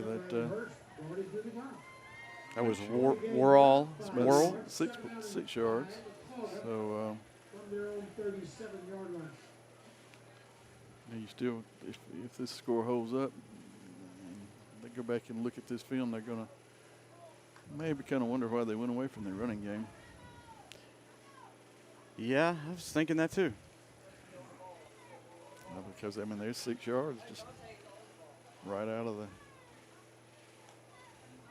Treywick drops back, looks to his right, pumps it. It's flushed out again. dumps it off, and it's not going to quite be a first down, but it's going to be pretty close. 57 was in there on the initial hit. That was Braden Munkus. You sure? I'm sure I double-checked that time because I have messed that up 3 times tonight. Apologize to both of those young men. You'd think after 11 games we would know the difference of 57 and 75. Well, this is a third and really, really short 1. Don't think they'll waste a play here, though. Now they're going to go for it. Quick handoff, and gets enough for a first down for the Generals out past the 45-yard line. Tackle by Cross Collie.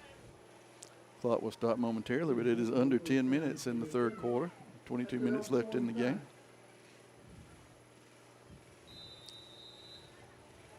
We're sorry we don't have the scoreboard clock tonight. We're members of the Stone Age when it comes to technology when David's not here. We were just glad we got the YouTube link up. Yeah.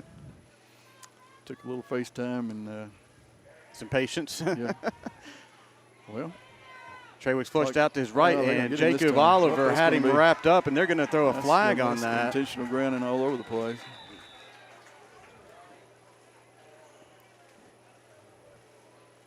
Assuming both those flags are for the same penalty, that will result in a loss of down. Now, I don't know if that's marked from the line of scrimmage or from where the foul took place, but the foul took place right at 17 yards. Ooh, yeah. Back. That's the second sack of the evening for Jacob Oliver. He has had a great year so far this year. And we'll see where that's marked from. I think, yeah, they're going to mark. That's marked from where the foul took place, so that's going to be a major penalty.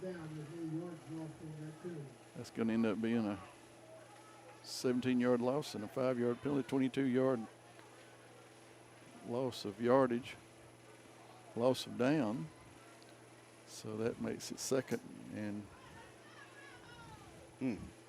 second and a mile. Got to get to the 45 of Chambers, and they're on their own 25, so that's 35 yards, right? Yep.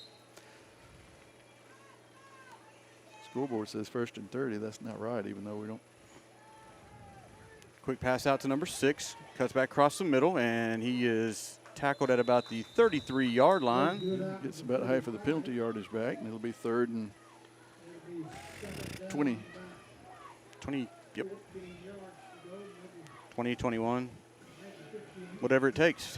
Yeah. You may have heard Dr. Crowder say it's second down, but there was a loss of down on that penalty, so it's actually third down. This is a possession down. And this is those third and longs that we have come to loathe over the course of the 2020 season.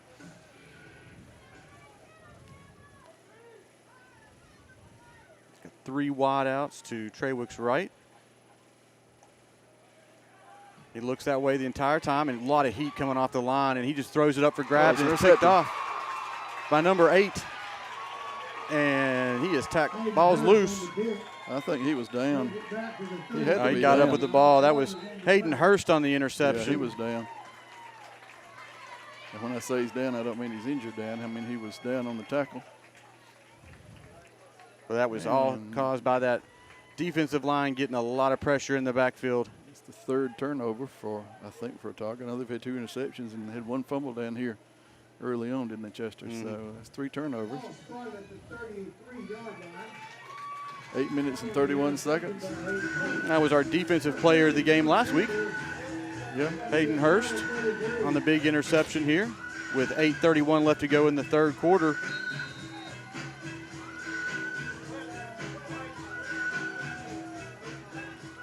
And Hayden's coming of his own. Couldn't happen at a better time. I mean, I'm not saying that he hasn't been playing well all year, but he's coming on strong. He's really gotten his name called a lot here. 2 wide outs to each side for Peyton. Drops back, looks right down the middle. For the kill here. And he's going forward. He's there. He's got it. They broke it dropped pass incomplete. What a good effort by the Generals there to knock that out of his hands. Conway had the ball in his hands, and the defender, it was just a tenuous enough catch that the defender was able to pull it out. But that was That could have been a dagger right there, Chester. Yeah, that was. I mean, that would have been 42-3. That's you're starting to talk about a situation there where they might even have a running clock. I mean, that's almost unheard of in a playoff game.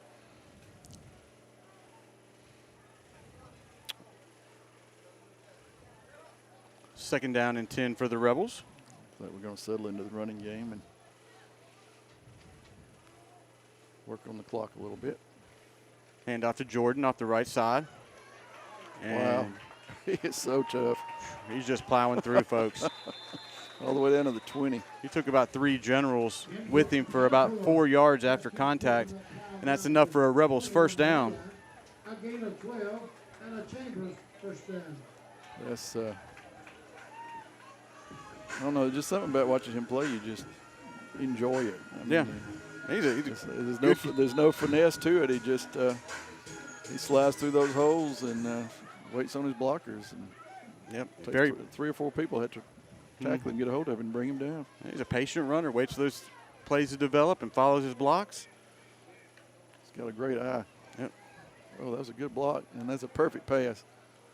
Jump ball broken And up by very number. good defense Yep. there by number 3, I believe it is, for Autauga. Yep, that's Dante Henry on the coverage. That was a good pass to White, right on the money, but very good coverage by that young man. 7 minutes, 55 seconds, 2nd and 10, 22-yard line. Rebels, if they can convert this, would, you hate to start counting your chickens, but that would be a pretty big lead. 2nd and 10. Not that 33 points is not a pretty big lead, but you start bumping into the 40s. And Peyton drops back, looks to his left. oh, nice catch. Nice slant to John He White. never went down. And now they're going to call him down, yeah. I'm going to say his knee touched at about the 11-yard line, which should be enough for a Rebels first down. Yep, and he did what they coach you to do, play till the whistle blows. We're going to mark him back a little bit. It's going to be just a 3rd down and 2. tad short. Basically, you got 2 plays to get a yard. Well, or not. Maybe we're going to have a first down.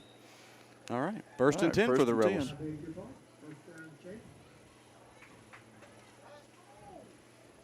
Peyton pumps and trying to target Conway out there to his right about the 5-yard line, but the pass falls incomplete with 7 minutes and 40 seconds left to go here in the 3rd quarter. So the Rebels are up 36-3.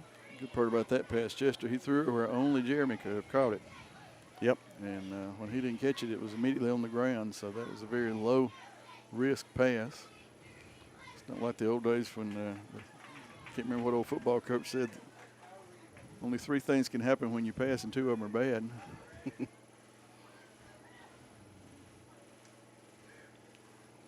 Read by Peyton, and He's he just going to hang on down to about the 10.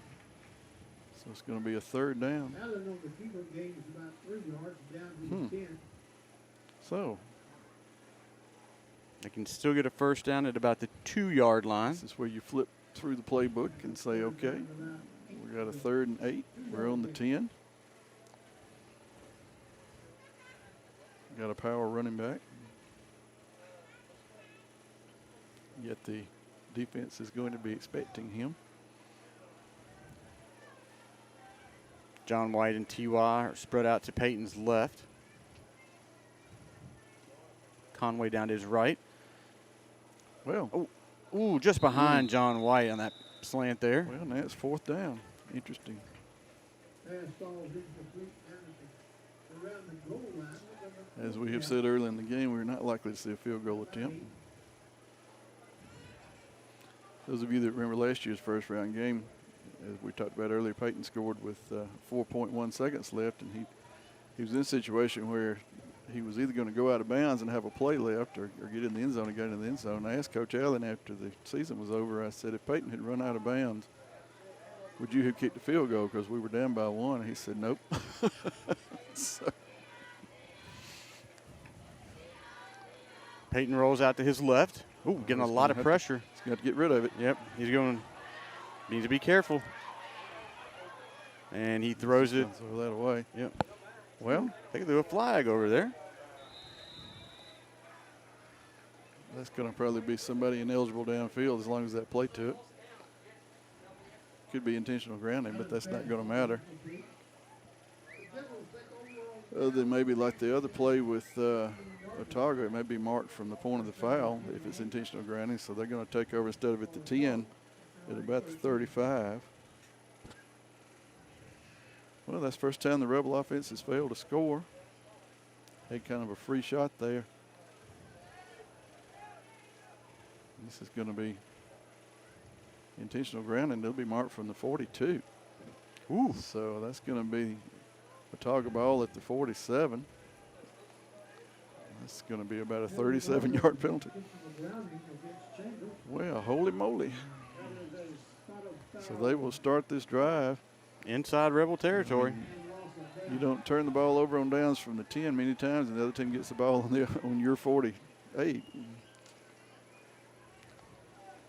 Were this a closer game, that could have been kind of tragic there, Chester.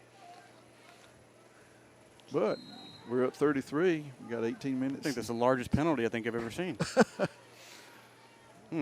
We're up 33 and got 18 minutes and change to protect the lead.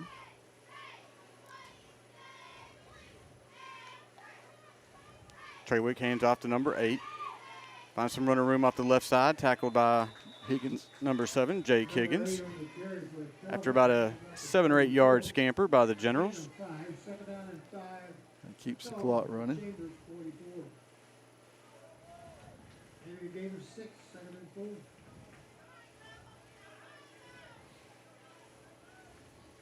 A lot of penalties again tonight, Calvin. Yeah, Seen a but lot. they're, you know, I mean, it's not They're really- legit, yeah. There hadn't really been anything that you look at and go, Yeah. Although I did think he threw that ball far enough to avoid the intentional grounding, but that's one of those penalties I've never understood anyway, because you got to be Outside the pocket. yeah and Pass the line of scrimmage. And yeah.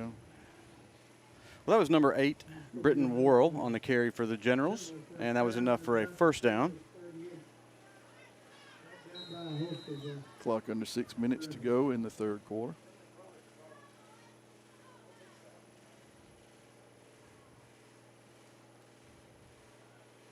Chambers up by 33. Chambers coaching staff is still talking about that penalty with the official here on the sidelines, trying to get some clarity on that, how that was marked off. Treywick drops back deep, and he's going right down the sidelines, and right off his fingertips, and number 6, Conway, was on the coverage over there.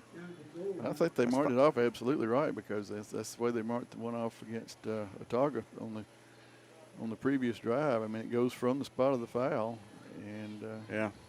I mean, otherwise, if it was just a 5-yard penalty and you're 30 yards behind the line of scrimmage, you take the intentional grounding penalty. So there's got to be some element of penalty to it. So Yeah. they would have to mark it off from where you threw the ball, or you could Just do that all the time. yeah, just chunk it in the ground all the time, take the 5 yards, and Correction, that was number 5, Holiday, on the coverage. Sorry about that. Treywood drops back, looks to his left, and threw behind his receiver. slip down. Number 7, Noah Ray, was the target on that one. So that will bring up third down for the Generals. Is that a 7 or a 1? That's a 1. That's a 1. Sorry. Josh Palmer. Yeah, that one did have a prominent top on it, but the Now, see, if you look at the other 7s. the number on his sleeve, you could tell it was a 1. But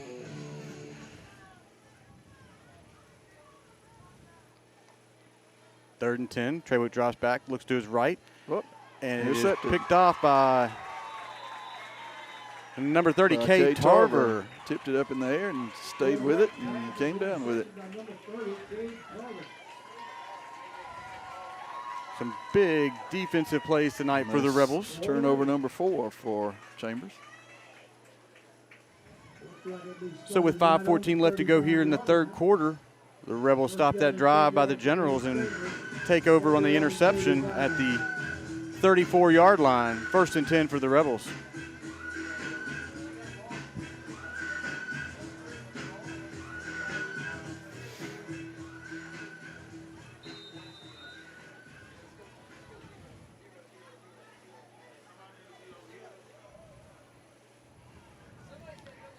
Chambers wins this game. It'll be the 6th year in a row they've made the semifinal round of the playoffs. Peyton rolls out to his right. Oh, that was a beautiful pass. Finds T.Y. He's out to the 40. He's running full speed. And he is stopped just short of midfield, and there's a flag on the play. Well, I can hardly see how that could be against us, unless there was something shenanigan behind the play. Makes you wonder if somebody grabbed his face mask. Maybe in a horse collar or something? I don't know, but we will shortly find out. Well, there was a holding on Chambers, so that's going to move it from the 43 to the 33, which will make it about 1st and 11.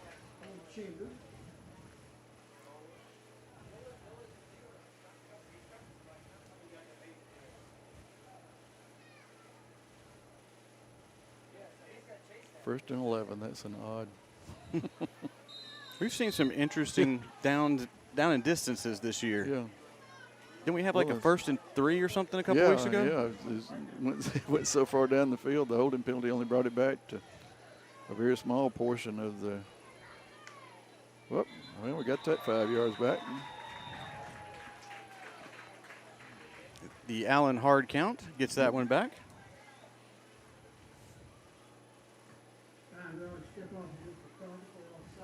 That makes it 1st and 8. Or 6, 1st and 6. I don't know, 1st and 6. That was a net gain. Yeah. That's right, because we started with 1st and 10. Yep.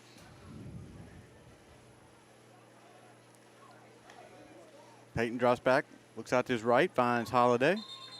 He's right at 1st down. I don't think he quite got there. But I don't know. He's going to be really close. Who's the ball boy we got here tonight? I don't know. Let's see if I can tell. I bet Kent can tell us. You know who the ball boy is, Kent? You know who the ball boy is? I'm going to say he's working hard out there. Yeah, he really has. He's done a really good job. Yeah.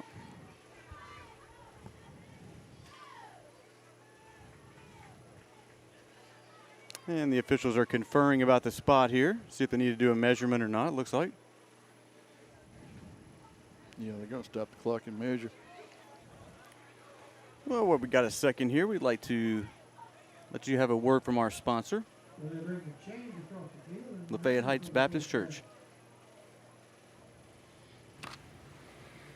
If there's one thing this COVID-19 crisis has taught us, it is that no one saw this coming. Actually, that's true for every phase of our lives. Despite all of our planning, God is the only one who knows the future. Even though we convince ourselves that we're in control, the truth is we're not. The good news is that God's plan is always better than anything we could ever hope or imagine. Have you ever wondered what Noah was planning before God told him to build a boat? After his encounter with God, his entire life changed. I'm convinced that God wants us to prepare to the best of our ability, but I'm just as convinced that he wants us to be open to the change of direction his plans often cause us to take. How about you? Has this crisis caused you to make any change? And we will want to bring you back to live action there real quick. And we appreciate Lafayette Heights Baptist Church for being the sponsor of today's game.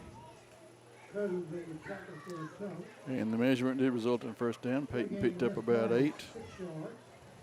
And quick hand up to Jordan. Wow. Little jumped over the line of scrimmage. It's enough for a 1st down for the Rebels. Becoming a human highlight reel. Yep, down to the 42-yard line.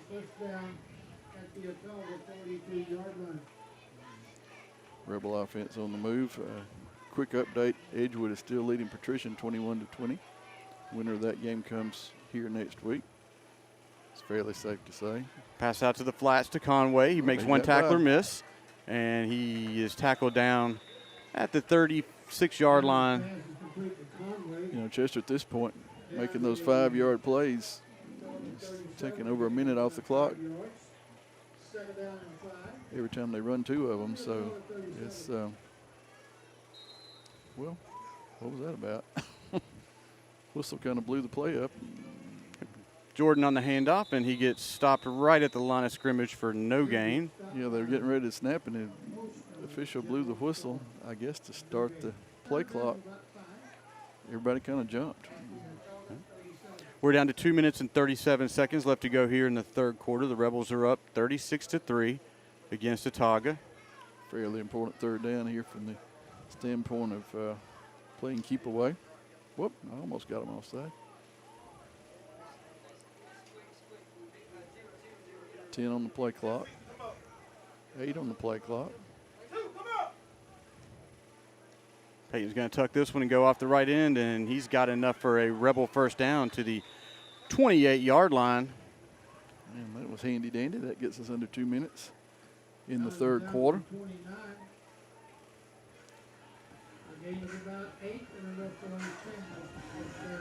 And we are under 2 minutes left to go here in the third quarter. The Rebels are putting together a solid drive down to the Generals' 27-yard line. Peyton drops back. What we got?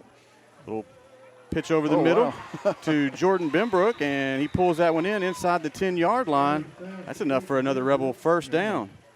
First and goal for the Rebels with 1 minute and 28 seconds left to go in the third. Chester, I'm not extra sure that pass was intended for him, but he got it. Looked like it might have actually been intended for either White or Conway. I couldn't tell which one it was, but the ball was a little underthrown. He just reached up and got it. Yep. Right place at the right time. Okay.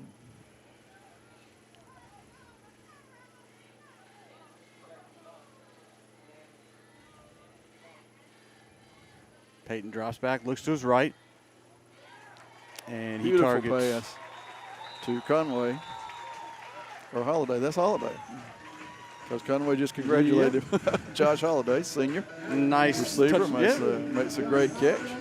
And that's another Soul Shine Coffee touchdown. So with 54 seconds left to go here in the third quarter, the Rebels strike again. Looks like we're going to see a PAT attempt here, as JoJo just went out with a T.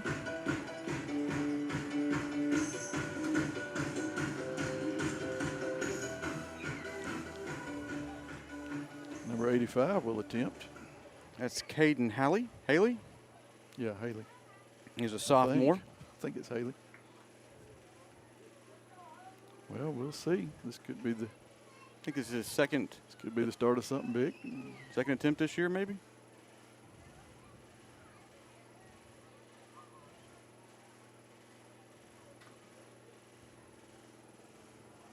(42-3), pending the attempt. The official says we're ready.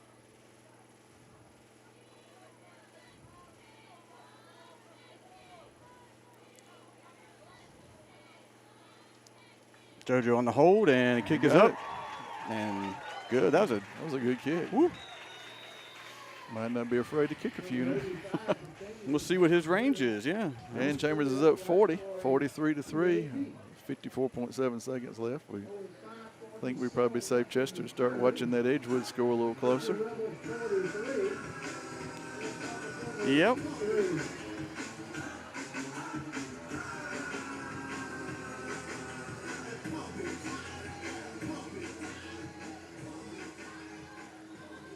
And let's see here. Checking the WSFA Channel 12 scoreboard.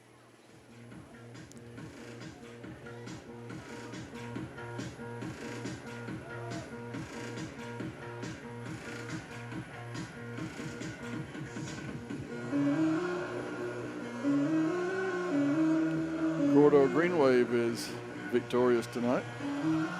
Who was that? The Gordo Green Wave. Oh, Gordo. 41-12. Who doesn't love Gordo, you know? Really. Alma mater of the former Auburn Athletic Director, David Housen. Hanley's ahead of Viger, 25-7. and Viger used to be big in Alabama high school football. Probably Wilmot still is. Kickoff down to the 10. Generals bring it out past the 20. He's got a seam. And Boom. one player to beat was the Wilmoth kicker. And took his helmet off, but he got the tackle. touchdown saving tackle by number 22, Wilmoth. T.R. Miller has defeated Dadeville 42-14. Just looking for local schools here. Clark County leading Randolph County 17-6 at the half. Leroy leading Lafayette now 27-0. Now, where is Leroy? It's in Wilcox County, I believe. Lynette still leading J.U. Blackshear. Now, please don't ask me where that is. 20-0. And the third quarter has come to an end, and with 12 minutes to play in the contest, Chambers is up 43-3. We'll have a commercial, and I'll give you some more scores when we come back. 43, the Autauga Generals 3. There's so much division in America today. I've been listening to people on TV and reading what people are writing on the editorial pages and thinking about what they're saying, but the thing that I'm really interested in and what's important to me is what God has to say. I want you to know that God has a plan. God's plan to bring people together is the church. The church is the family of God. We're called as the family of God to model unity, reconciliation, and fellowship to the rest of the world. When the world is divided, the church is called to be united. Paul explains this in 1 Corinthians chapter 12, verse 13. He says this about the church. In the church, he says, some of us are Jews and some of us are Gentiles. Some of us have been slaves and some of us are free. But we have all been baptized into Christ's body through one Spirit, and we have all received the same Spirit. And then down toward the end of the chapter in verse 27, he says, now all of you together are Christ's body, and each of you is a separate and necessary part of it. You are needed in the family of God. And I want you to know that you are welcomed and you are wanted in the church. You can become a part of God's spiritual family through faith in Jesus Christ. Confess your sins and ask God to forgive you. If you don't have a local church home, Lafayette Heights can become your church home. There are many other Bible-believing churches in our area, but I hope that you'll find one this Sunday and tell the pastor that you've prayed and asked God to forgive your sins, and let that pastor counsel you about the next steps you should take in your Christian journey.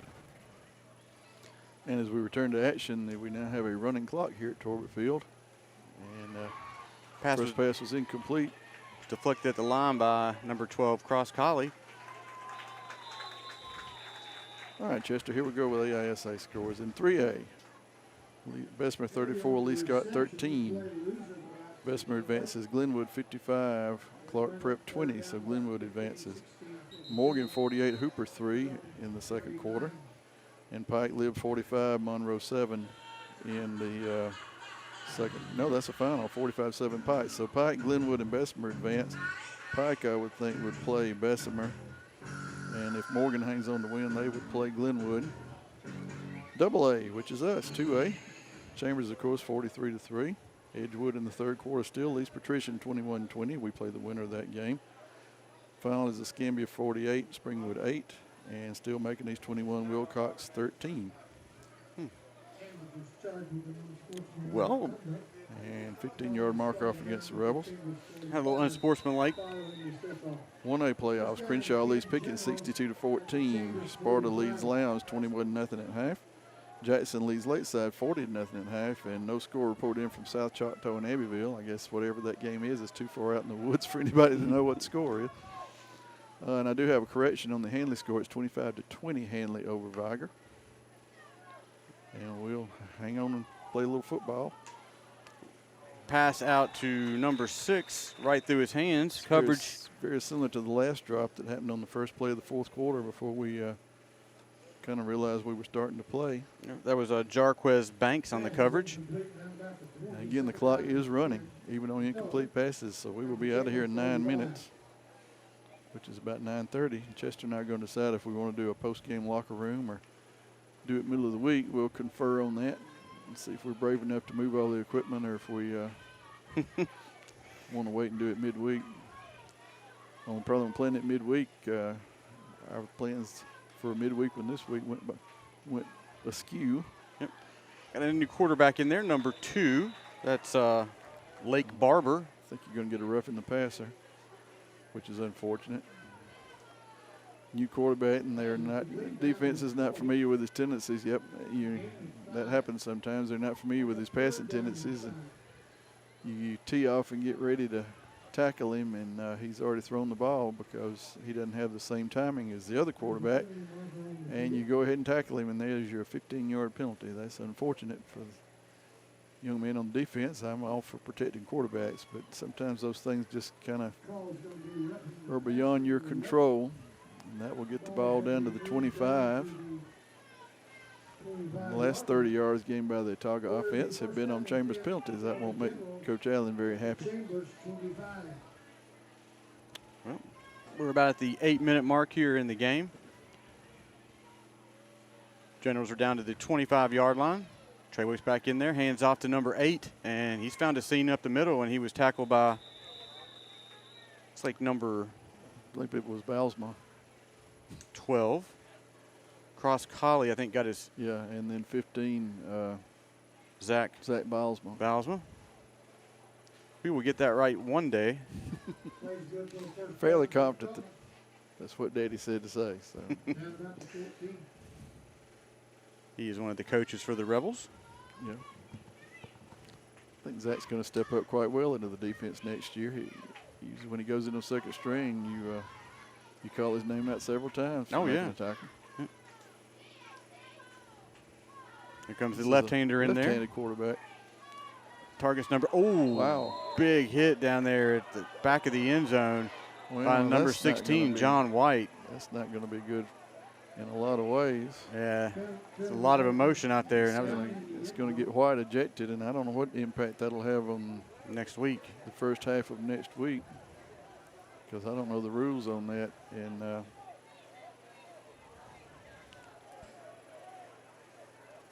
in AISA or high school football, for that matter, the player was shaken up.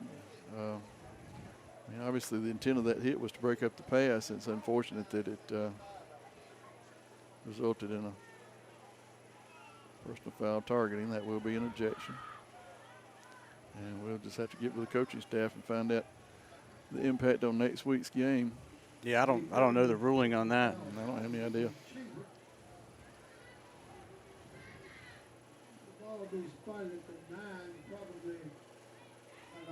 It's going to be half the distance, which will get it to about the 6. That would have no doubt been possibly would have been a touchdown.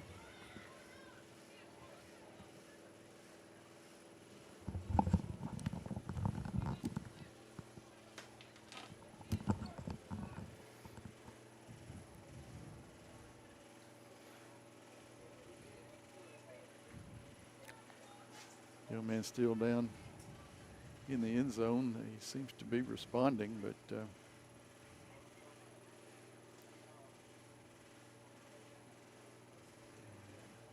we won't call out his number in case mom and dad or grandparents are watching at home. We'll just let the medical people tend to it. Coach Jackson's out there, and he's a licensed paramedic. He's sort of supervising what goes on. There seems to be some very qualified people on the Autauga staff that are dealing with the situation.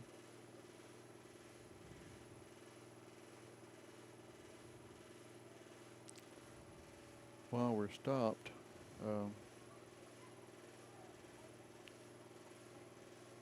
officials took something over to Coach Jackson. While we're stopped, if all the scores hold at this point, we would host Edgewood next week. Of course, that's right now. That's sort of the game of the night. It's 21-20. All the other games are sort of settled. Escambia would host probably Macon East, although they don't lead Wilcox by that much. We'll probably be here for a minute or two. Yeah, I think they may bring possibly bring the ambulance in case they need to transport him. The paramedics are entering the field. But again, we'll keep an eye on the Edgewood game. Again, a rather unfortunate collision between John White and the receiver for Autauga, trying to break up a pass, and ended up with a targeting penalty, which will result in his disqualification. And we'll find out from the coaches what that impact next week. All the players are kneeling. Certainly our prayers lifted up for this young man. I'm almost certain, have seen some movement, so I think a lot of this is going to be precautionary.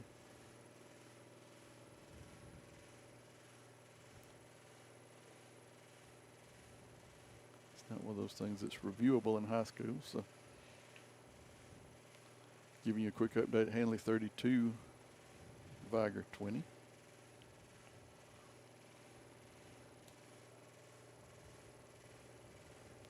Edgewood has now taken a 7-point lead over Patrician, 35-28, with 10 minutes left in the contest. That continues to be the talk of 2A, I would say, because Patrician is one of the gold standard teams. And you're seeing that on the WFSA? Actually, that came from WEMILY down on the field. Ah. I don't know where she gets her information. She knows all these cheer coaches all over the state, so she can text a cheer coach and get a score quicker than. Now you've told us your secret. Yeah. I thought you had the best app in town. No, it's not an app. It's cheer coach, daughter number one cheer coach, who knows other cheer coaches, and you can probably tell there's a deafening silence here, and I Chester and I think probably need to keep talking only because of the eerie atmosphere here, and I don't really want to portray that to people that might be watching at home, but everybody is just completely silent as the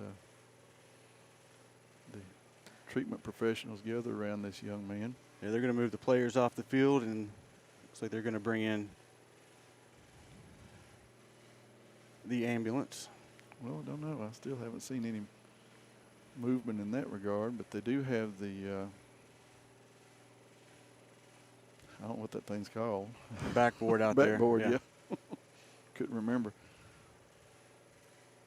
Which would be what they would transfer him to if they even just simply wanted to move him to the sideline. The generals gather over as a team to pray for him on their side. Chambers players are kneeling over here. I mean, this is kind of like the incident we had at Southern last year. You just have to let the folks that know what they're doing do their job, and we'll kind of meander through it. Looks like the young man's parent has been admitted to the field of play. And the entire Chambers team is praying for this young man.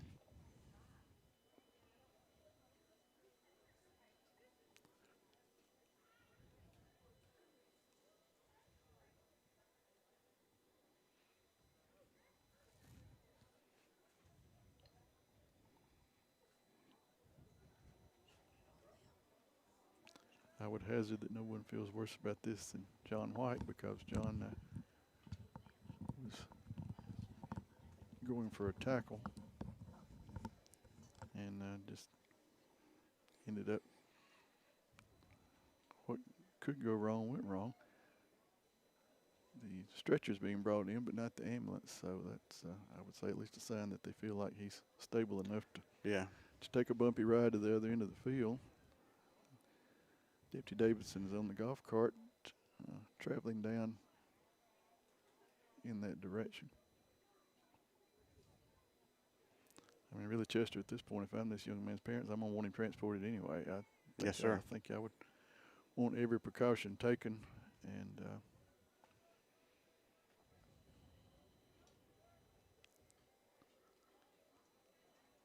letting the stretcher down.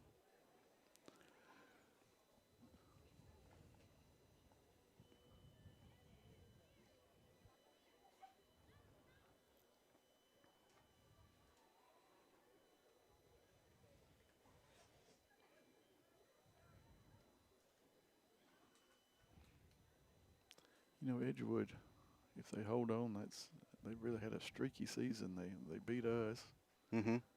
and they got pretty well handled by Crenshaw. And then we beat Crenshaw, and now they're beating Patrician, who, to me, would have been one of maybe 3 favorites. I think it's been a streaky season all year long for every team. You know, the Rebels have had their, stub their toes kind of things and not played as well as they could have in certain games. So we'll see if we can get you an update on that score.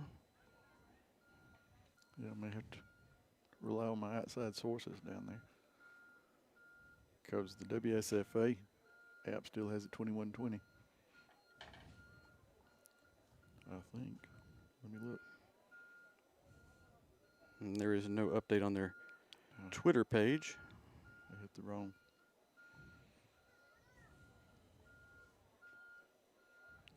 Let's go with refresh. Auburn High School leads Baker 26-3.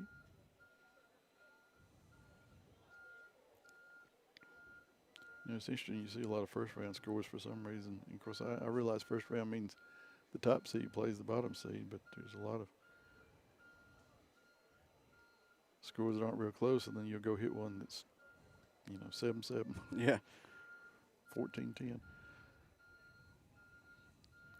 The beeping sound you hear, if you can hear it at home, is the ambulance backing closer to where this young man is being treated.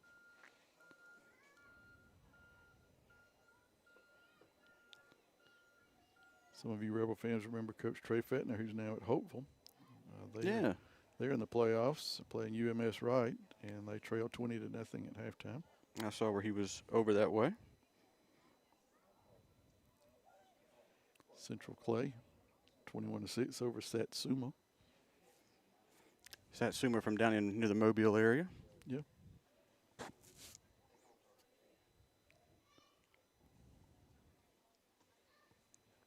And my source on Hanley football tells me that's the final score, 32-20, so Hanley advances.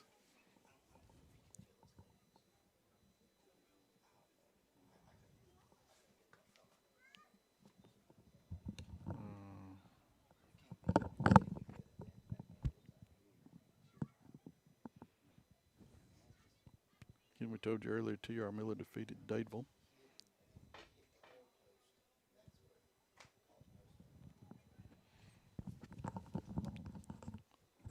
Leroy continues to lead Lafayette 27-0. Or at least no update on that.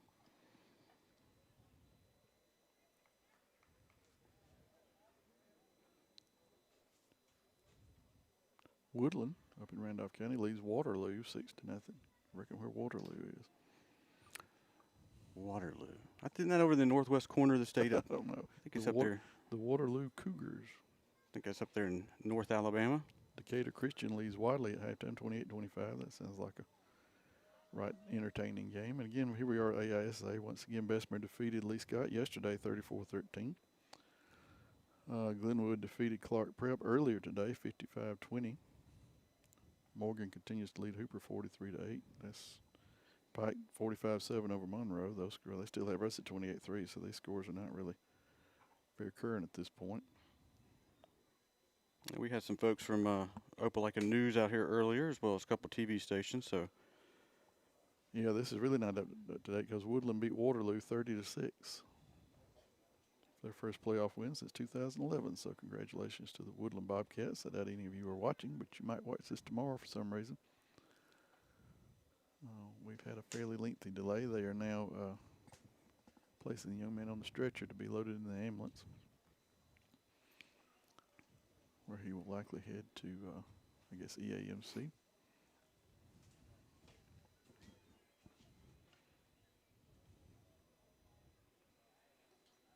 Still can't see his number, and perhaps that's best. Should be a matter of privacy amongst he and his family. But we certainly regret any young man sustaining an injury. They do have him safely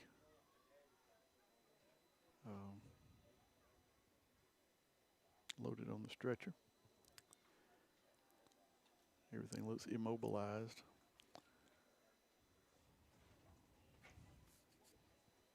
Some of his teammates walking around to And we appreciate the give him a word of encouragement. Lafayette EMS for being here on standby for anything. So we appreciate them being here.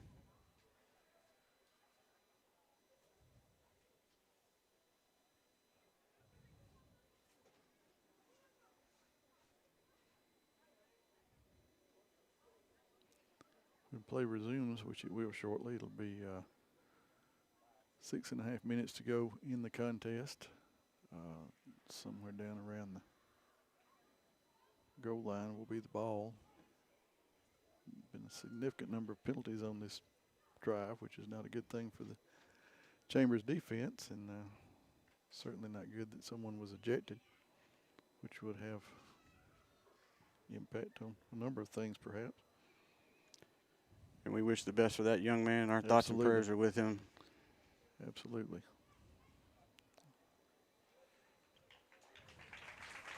Crowd erupting in an ovation for him. I hope you can hear that through the windows.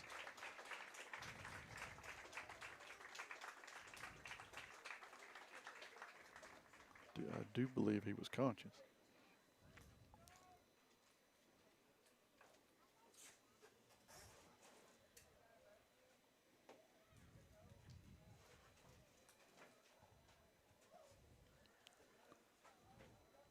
What do y'all know about?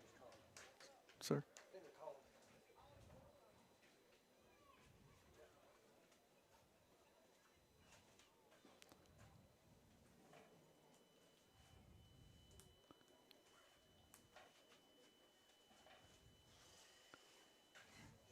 Be safe.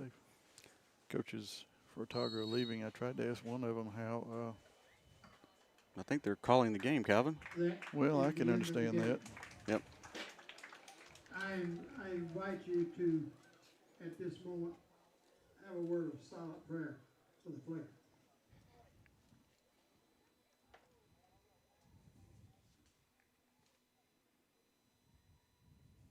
Amen. Thank you. Chambers will be at home next Friday night. The team is to be determined. And on both sides of the field, if I have neglected to mention your student athlete tonight, I apologize. I don't see near as well as I'd like to. I've enjoyed being with you again. Good night. And Dr. Crowder signs off. The officials and the coaches have agreed that the last 6.5 minutes of the game would have no consequence.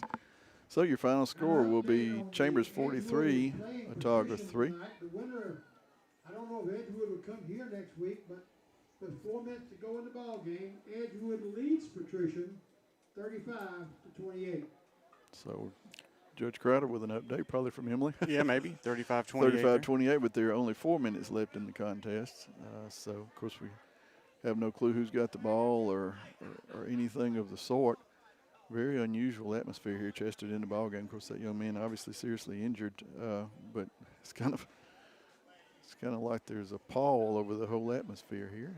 But we do congratulate the Rebels. I think under the circumstances, it might be better if we try to do a midweek. Yeah, I think that'd probably be the best thing to do. Because everybody's a little shaken up by the injury. So we're going to, David Howard, if you're listening and you're able, we'll do something midweek, or Chester and I will try our best to do it. But we'll figure out who the players of the game are. We might even try to talk to last week's players of the game just to keep them from losing their notoriety.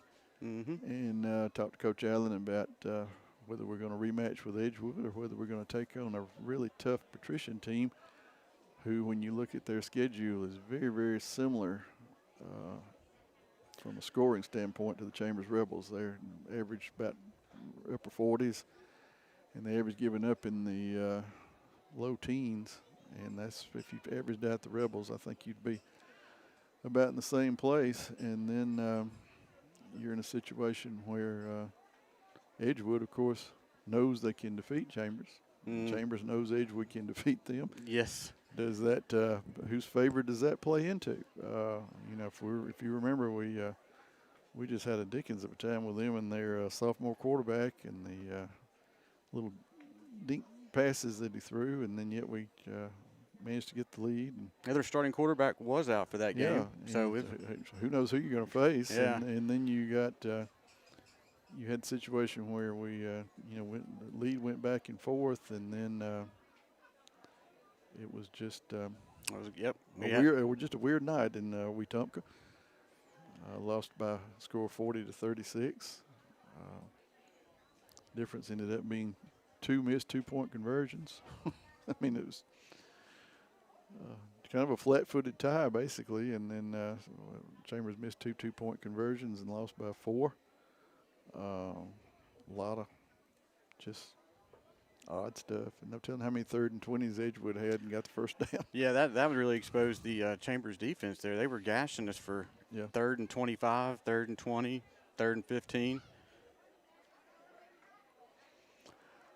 Well, we will see you guys back here next. More we can say. Yeah. You're looking at your screen, and it shows a score of 43-3 with 6.5 minutes left. That has been canceled by agreement of the teams and the officials due to an injury to a young man on Autauga's team, and I can certainly see where, for a number of reasons, that's a wise decision by the officials. I mean, you got a 40-point lead. That's not going to change much. You have two teams that are sort of demoralized to an extent and in shock, and you got that. You also run a little bit of risk of just flaring tempers at that point. Exactly. Yeah, there was a lot of emotion out there after that hit. So there's no question that this is a wise decision by the officials, and we will find out when we talk to Coach Allen what the ramifications may be for our player who was ejected. And may try to get a hold of him post-game, just one-on-one, and kind of get an idea about that. Yep. And touching scene here is several of the Autauga players are going right to the spot where the young man was injured and kneeling in prayer. And, prayer is the answer, Chester. Yes, it is. That's what's going to bring about the healing. This entire community will be praying for that young man tonight. And he's got two towns, and I'm sure the AISA will send out something to member schools about lifting him up in prayer, and it's terribly unfortunate. The game was well in hand, and there was nothing intentionally vicious about the hit. It just came aerodynamically in a bad way, and of course they ended up getting hit with a targeting foul. But the big picture on that is he had to be transported by ambulance for treatment. And just an odd atmosphere. Everybody's just standing around. I don't think a soul has left, but it's just a very peculiar atmosphere.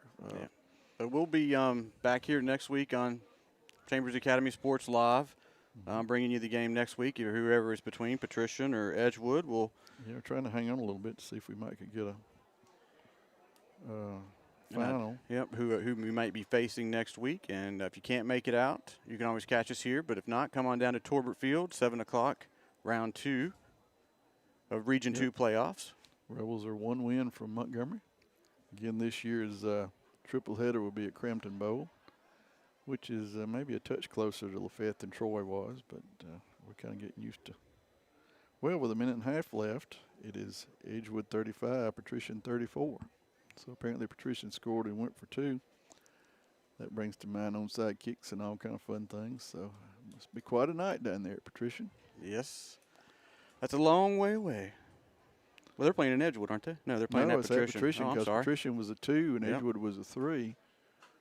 They with the odd team out in the 3-way tiebreaker with us in Macon East, and they were a 3. So I bet that's quite an atmosphere.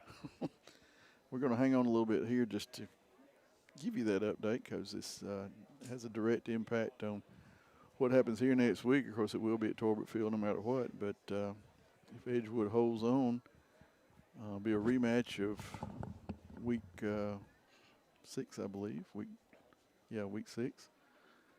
And if Patrician comes back, it'll be a rematch of 2017 when we played them in Troy. Yes, it will be. And that game, as you recall, ended on a controversial holding penalty that called back the winning touchdown. I told Coach Allen not long ago, Chester, that's the only game that we have been involved in that's been televised or recorded that I have never watched. Because there's just something about that game that was just, just unsettling all the way around. But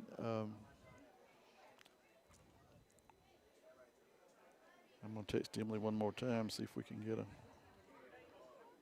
If the crowd is still hanging around here, see if they can find out some information about the young man, but we'll be praying for him as well as everyone here in this community. And we wish him the best.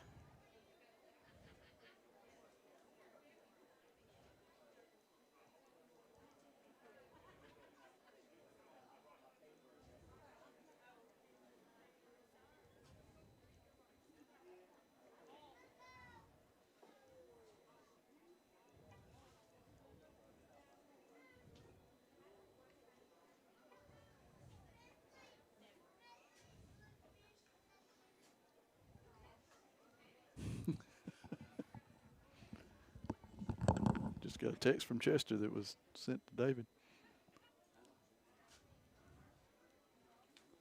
Again, we thank Kent Nelson for helping us this week. Yeah, Ken did a good job there, and we're going to give him his supplies he came up with. Those are very valuable, guys. Thank y'all.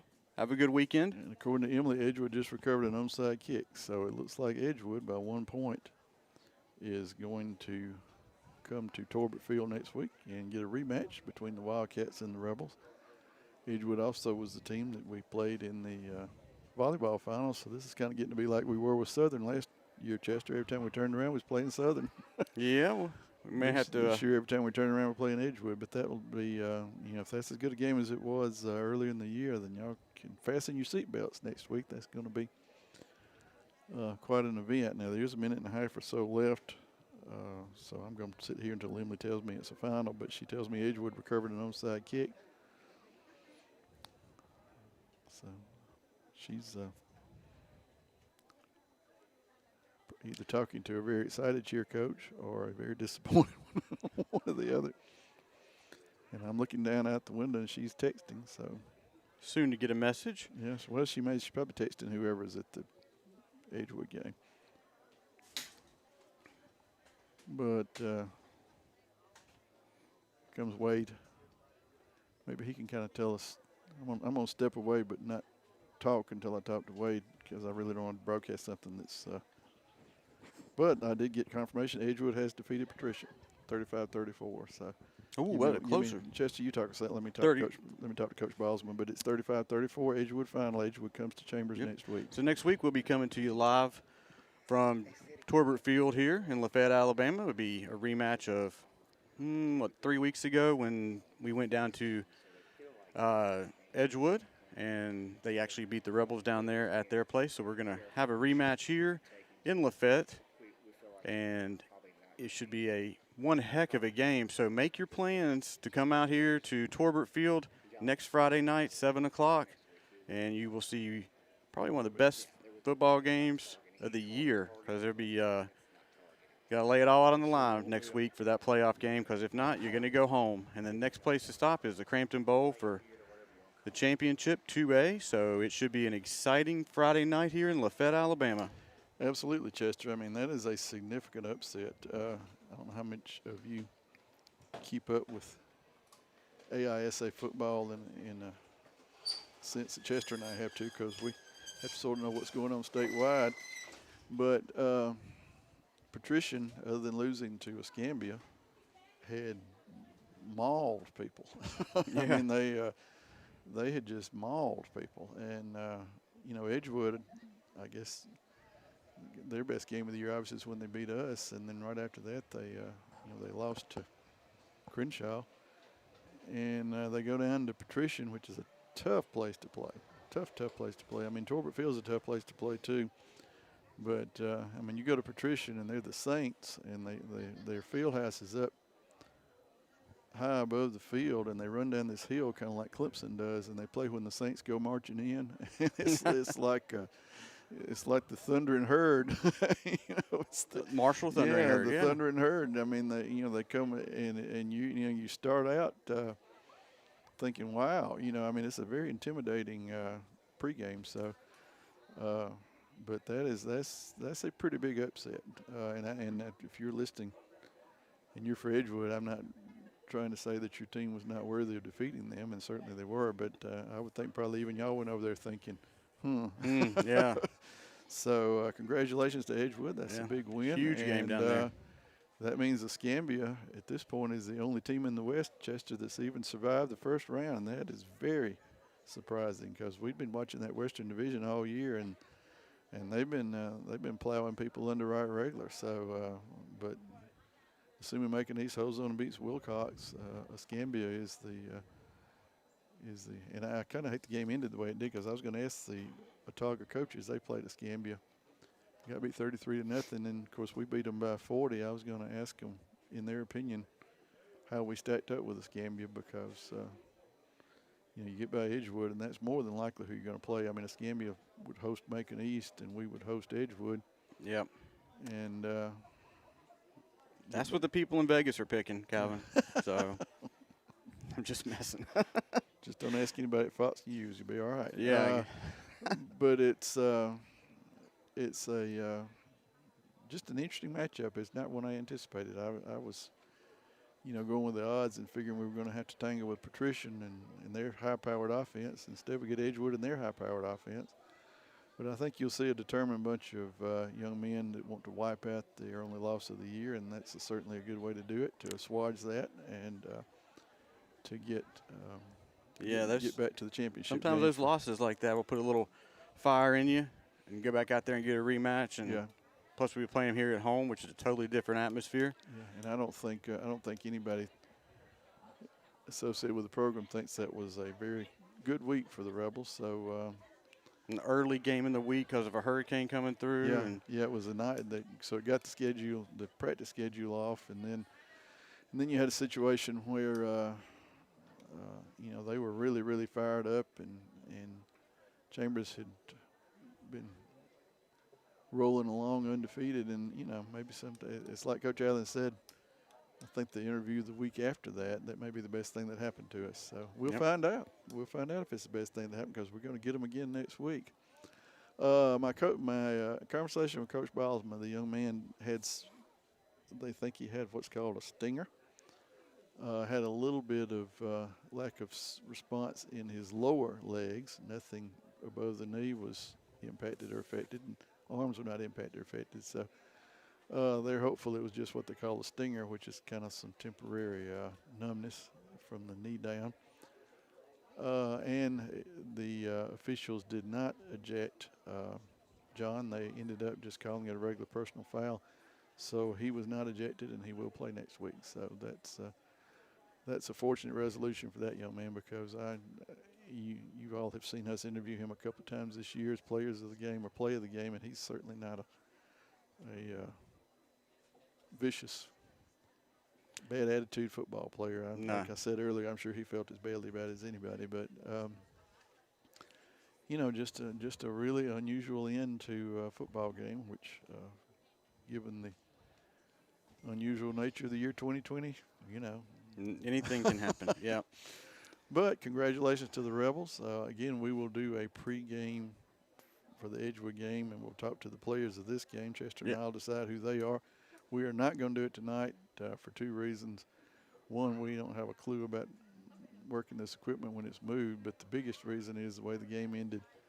You're just not going to figure that kids are going to want to talk to you in a very exuberant mood because I'm sure in both locker rooms, everybody's sitting there thinking that could have been me. So we're about to sign off if any of you are still listening.